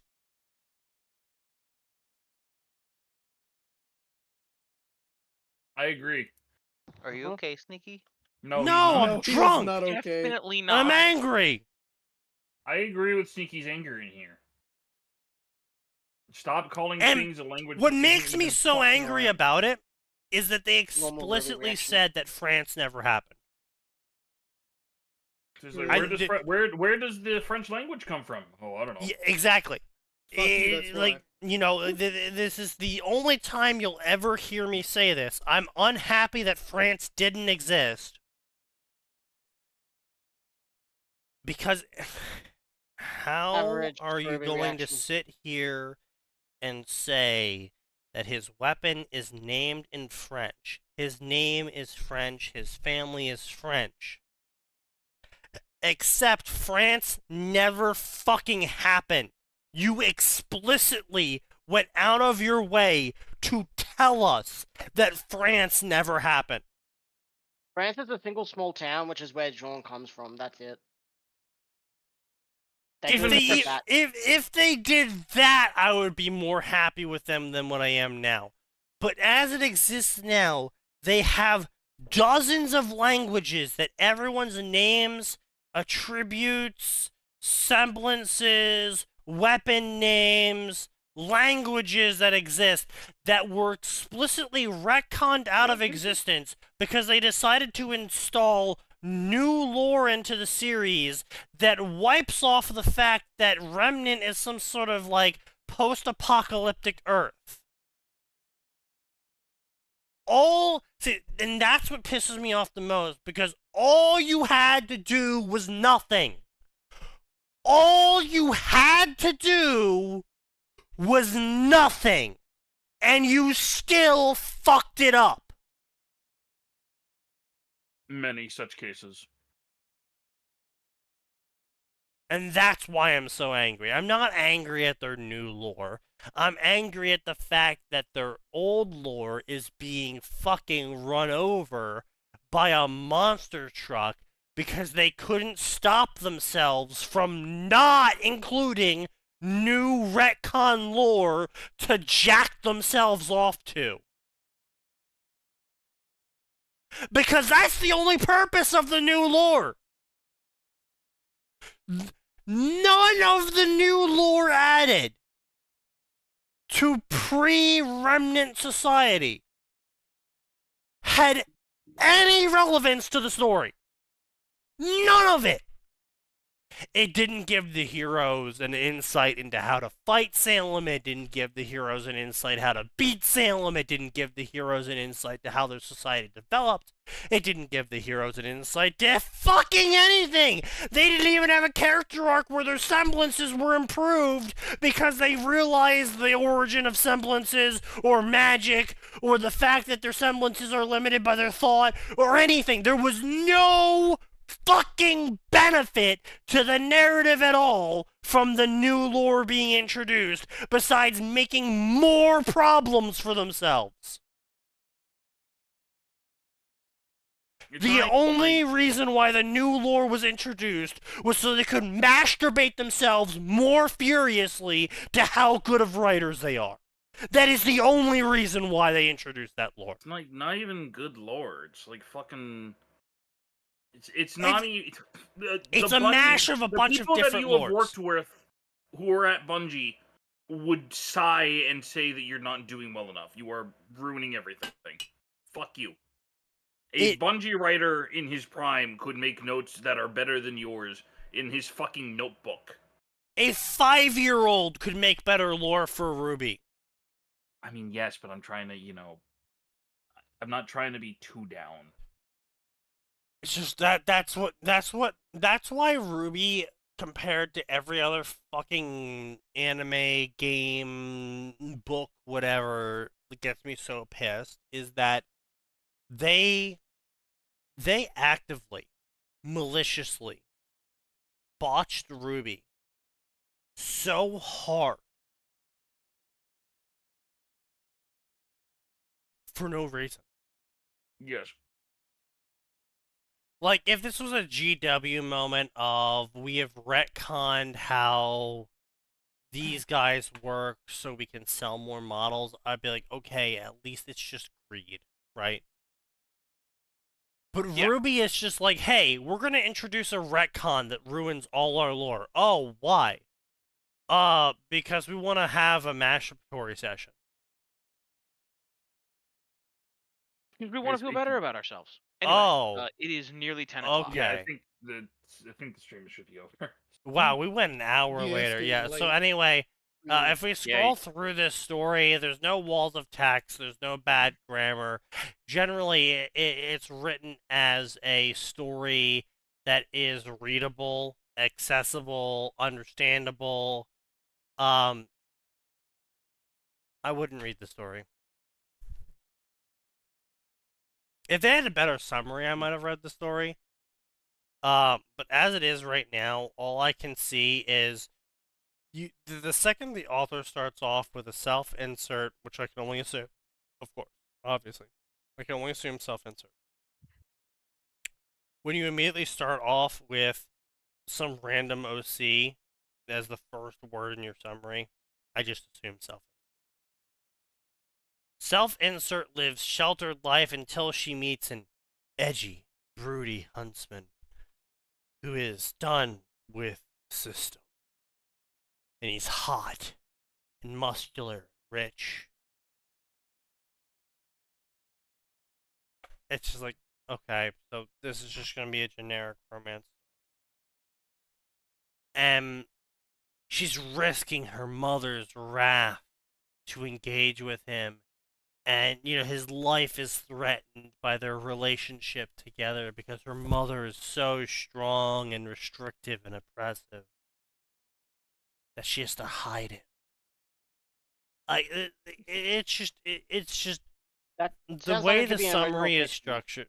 Yeah, the way the summary is structured, it's just generic female author fiction. It's just, oh, edgy, broody bad boy who's really hot is gonna rail me, but my mom doesn't want him to rail me because she's really protective of me, so I have to get her laid so I can get some dick.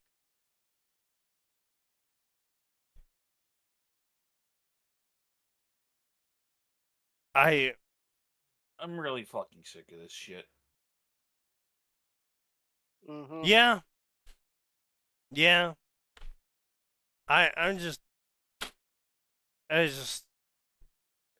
Like, this trope is made fun of enough, you'd think people would go, maybe this is bad. No, not even slightly. Anyway. So, yeah, I'm point okay. being, it's well I'm written in Good night. terms of grammar. It's a story that exists. It's not egregious in any means besides being an obvious female author self-insert story where broody, guy who's probably rich and he's totally buff, has sex with her behind her mom's back because she knows better. Mom, stop trying to control me. Mm. Yeah, honestly, instead of reading this story, just go watch the Hallmark Channel. It'll be over quicker and it's completed. Yeah. Also, it will probably be better written. It will probably be better written, and I hate saying that. It might be better written too. True. Anyway, yeah. So, come back Friday because there's always more than always.